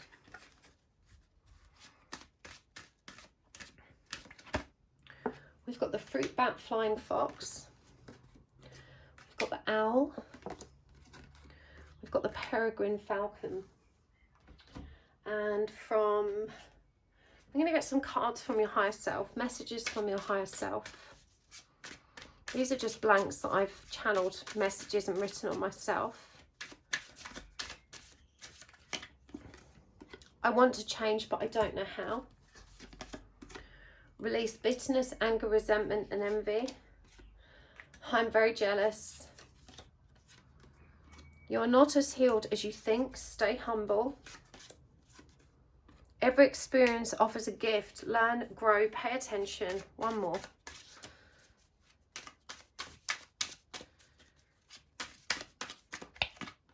I'm not bad, I'm just broken. Okay, I feel called to... Oh! I don't know, maybe you needed to see this stone. I got this from Carpe Crystals. Anyway, I'm not bad, I'm just broken. And I think this is this refers to a deep-rooted belief that you have, that acknowledging your wounds somehow makes you weak. You know, you don't like to see yourself as a wounded party. You know, you don't like to reflect on your past with regret or with self-pity. You're such a positive and upbeat person that it just doesn't feel good to you to perceive yourself as wounded or broken. But, you know, it doesn't mean you're bad or that there's anything wrong with you. It just means you're human. And there's a reminder here that none of us are infallible, and that it doesn't serve you to hold this energy of, you know, I'm just all the light, I'm all the light, I'm all the light. And it does say here, you're not as healed as you think. Stay humble. Again, over that card of bottled up, we get release bitterness, anger, resentment, envy, and embrace forgiveness. So there are incidences in your past that are still clinging onto you in your shadow aspects and disrupting the positive flow of love and positive energy. You know, you are such a deeply kind and loving person, and that's a beautiful, beautiful thing. But sometimes, coming back to the boundaries energy, you know, you're too inclined to bow down to the beliefs and the desires of others instead of honoring yourself. And it says, I want to change, but I don't know how. And in truth, you're still on the path towards learning that, and you need to be more patient with yourself and not get so frustrated with what you perceive to be slow progress. In truth, you arrived at this journey way more healed than most people do. You had the benefit of a solid foundation of love in your childhood and your upbringing, and you already had a fairly solid sense of self, a good, strong self-esteem. Of course you can get insecure. We all can. We're all human beings. But overall, you know, you did arrive at this journey with a fairly clean slate. And this actually makes healing a bit more challenging for you because you're not sure where to focus. The shadow aspects are so deeply buried because of that positive nature that you're not always sure where to focus. There's a message here about really getting that much deeper. And, you know, these feelings exist within you, and I am very jealous is standing out. Actually, I feel like a lot of people are jealous about you. I feel like you're a very beautiful person in appearance as well. You kind of sail through life, you know, fitting in wherever you go. And a lot of people have this very deep and bitter enviousness. I remember it came through about friends here trying to assert themselves. You know, there's a message here that, remember, people throw rocks at things that shine. And because you're so confident within yourself, a lot of these kind of passive aggressive things often tend to go over your head, and you just have this propensity to see the best in people. But you need to align with these shadow aspects that others are reflecting in you. You're neither aware of theirs nor of your own. As much as you see the best in people, you tend to see the best in yourself, which again is really positive, but not at the expense of ignoring the broken parts of self.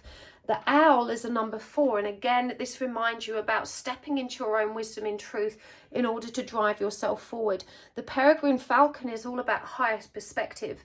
It's referred to as observation in this card, and so you're being asked to look and listen very, very carefully at what those around you are saying and showing you, because not only are they teaching you about who they are, but within that reflection of your perception of them, you're also learning about who you are. All of these energies are in you as well, and you're being asked to recognize that every single experience you have is offering a gift. There is a lesson in everything that occurs. Learn, grow, and pay more attention. You know, because you're generally such a high vibrational person and you prefer to stand in the light and not dwell too much on the negative aspects, you do have a habit of overlooking things that you do need to observe. And so there's 2 messages here, you know, about paying attention and to assert your strength of will in order that you can be carried forward, to recognize the mask you're wearing and the mask that others are wearing. This is about digging deeper and bringing forward, you know, stronger energies of discernment is what I'm hearing. Okay, let's get some more cards. I'm going to go with the Healers of the Earth Oracle again, and we're going to get some charms and tarot coins, and I feel really drawn to get some crystal cards for you as well, pile 3. Your energy, because it's so earthy and because of your soul's ancestry, is particularly resonant with the energies of crystals. I'm hearing that there's specific crystals that you do need to work with that you will find connect with your own vibration quite beautifully. We've got Forest of Fire, Unretrieved Soul, Black Swan, Sacred Smoke. Again, the Native American Indian energy is really, really strong here. Let's get some more Queen of the Moon Oracle cards as well. We've got Release, we've got Beauty, we've got Purity, and we've got Peace. Just get the crystal cards. What are the crystals you need to work with? I'm not going to read these out entirely because they're quite long, but I'll bring them up to the camera so you can pause it and read them. Lepidocrocite, Blue Aragonite, and Cinnabar. I feel like we need to get one more. That one that's poking out. Amethyst Phantom Quartz. Let's get some charms and coins.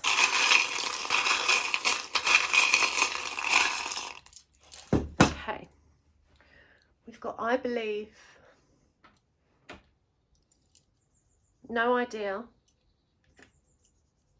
the Pentacle, the Moth, Ooh La La. That's just a back off one of the charms. The Cactus. Let's get the tarot coins.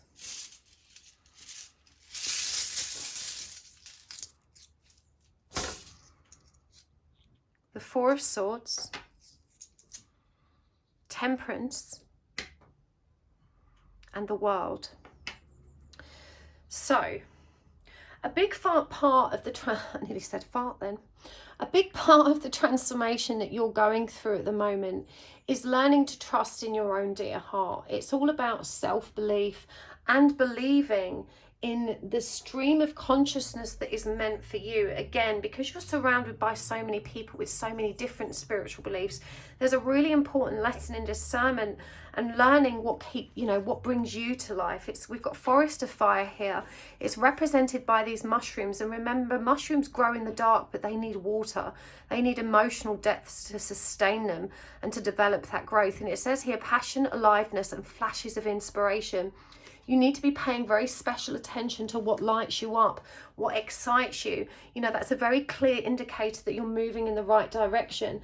And I'm hearing that the more of those unpleasant, broken energies you release, the more you step into this powerful transformation that allows you to embody the energy that you're here for. We've also got unretrieved soul, lost self, lack of grounding, out of body. And remember, there was a reminder here about grounding, about being more diligent in your protection and taking care of yourself, and also creating ritual around that.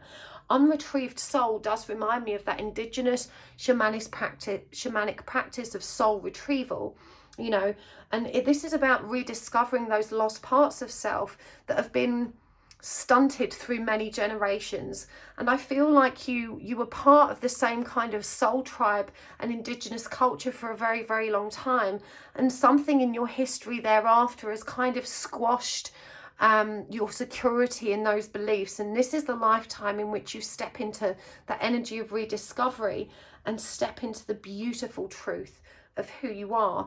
You may not know who that is right now, but you can trust that you are divinely protected. But you need that ritual focus and to draw on those remembered energies to help you put yourself back together.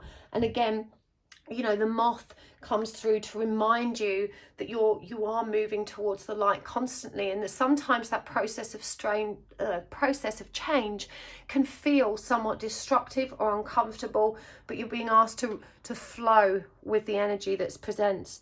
The black swan, an unforeseen event, a surprise or hindsight, and of course snow moon also cloaks everything in a blanket so that we can't see what's beneath the surface. Again, everything's going to take a very unexpected turn, and you can trust in the outcome. And again, this ooh la la, you know, the French use the term ooh la la the same way we would use the term oh my God, you know, so this also indicates that there are very unexpected changes coming. They're currently hidden beneath the surface, and you need to just trust and move forward despite that uncertainty. Don't be too prickly or resistant, you know, and nurture your emotional depths, because they're what's going to help you access the deeper layers of intuition and awareness. Sacred smoke, this is another indigenous ritual. You know, when we sage or cleanse things, a lot of shamans use tobacco as well, clearing the air, purging negativity, and prayer. This is about, again, reconnecting with your ancestors, reconnecting with the soul's rituals that will feel so familiar and so right to you. And through these practices, you're going to find such a tremendous amount of peace. There is a period of recovery that's required for you. So again, these unexpected changes may dislodge a lot of shadow aspects that feel uncomfortable, but that are ultimately going to help you come back into balance with this temperance energy. And look at what's happening here. You know, temperance is all about filling your own cup and finding that perfect harmony within yourself. And you've got the world, this energy of moving towards completion, moving towards unity, moving back to the truth of who you are. This is the journey you're on right now, and it's a powerful one. There's so many exciting things ahead of you that you can look forward to and that you need to allow yourself to step into. But this does mean that you've got to trust that spark of creation, release the opinions and ideas of others, especially if they're not agreeing with you. And especially if they're very forceful in that disagreement, that message keeps coming through. The people that are so authoritative, so pushy, and trying to get you to see things from their perspective, they're the ones you want to avoid. Okay, because they've got their own agenda. Like I said, a lot of the conversations they have about reinforcing their own ego. And so they may come across as really passionate. But why are they so passionate about your life? That's not their job. You know, people that are trying to fix others, trying to tell others, trying to lead others are often avoiding doing that for themselves. And so they get that fix by, you know, applying all of the messages they're receiving from source rather than to their own life. They don't have the confidence to do that. They're trying to push others in the right direction. Pay close attention. I'm going to bring these cards up for you so you can pause the video and read. We've got Lepidocrocite, open heart, grounded and teacher, Sagittarius and earth energy. I don't know what that crystal is. I haven't got any. Blue aragonite. I have got a piece of this. I'll show you in a moment. So again, I'm just going to bring it up so you can pause and read it. Cinnabar. I don't have any of this either. There we go. And finally, amethyst phantom quartz. I'm sure any amethyst will be satisfactory. I've never actually seen an amethyst phantom. Phantom quartz are quite rare nowadays anyway. You probably know what amethyst looks like, but let me get you some blue aragonite. There we go. So you can see it's quite a kind of aqua coloured stone. It's quite rough. This is partially polished. It's not the prettiest of stones, but it does have a very earthy energy. It says here it's about empathy, compassion and communication. It is connected to the energy of the earth, Capricorn energy. It's got a lovely tingly vibe actually. Okay, pile 3. I really hope this was helpful. I'm going to take this over to the extended. Of course, we're going to go deep with the messages that have already come through. I'm intrigued to understand more about this unforeseen event and how you can identify it. If this has resonated for you, you can find the link to the extended in the description box below. Hopefully I'll see you there, but if not, thank you so much for joining me here. It really is a pleasure to do these readings for you. I appreciate your presence so very much. As I said, when I do these readings, I learn so much about me too. It really is a powerful method of my own healing, and without you being here to share that with me, I wouldn't have that outlet. So thank you. Thank you to those of you that so very kindly send me PayPal donations. I appreciate that so much. If you do that, please make sure you include your postal address so that I can send you a little thank you note in the mail. And also a big thanks to those of you that take the time to watch my commercials. That is a very beautiful energy exchange. I appreciate it so much. 1 minute of your time watching those commercials makes the biggest difference to my channel, and indeed to the channels of other readers as well. Please bear in mind that myself and other readers, we provide this content free of charge, but we do have to get paid somehow, and we get paid when you watch the adverts. So for those of you that take the time to do that, I really appreciate that. It really is very generous of you. It's a wonderful energy exchange, and it keeps everything ticking over. So thank you so much. Thank you for being here today, and I will see you next time. Lots of love. Bye.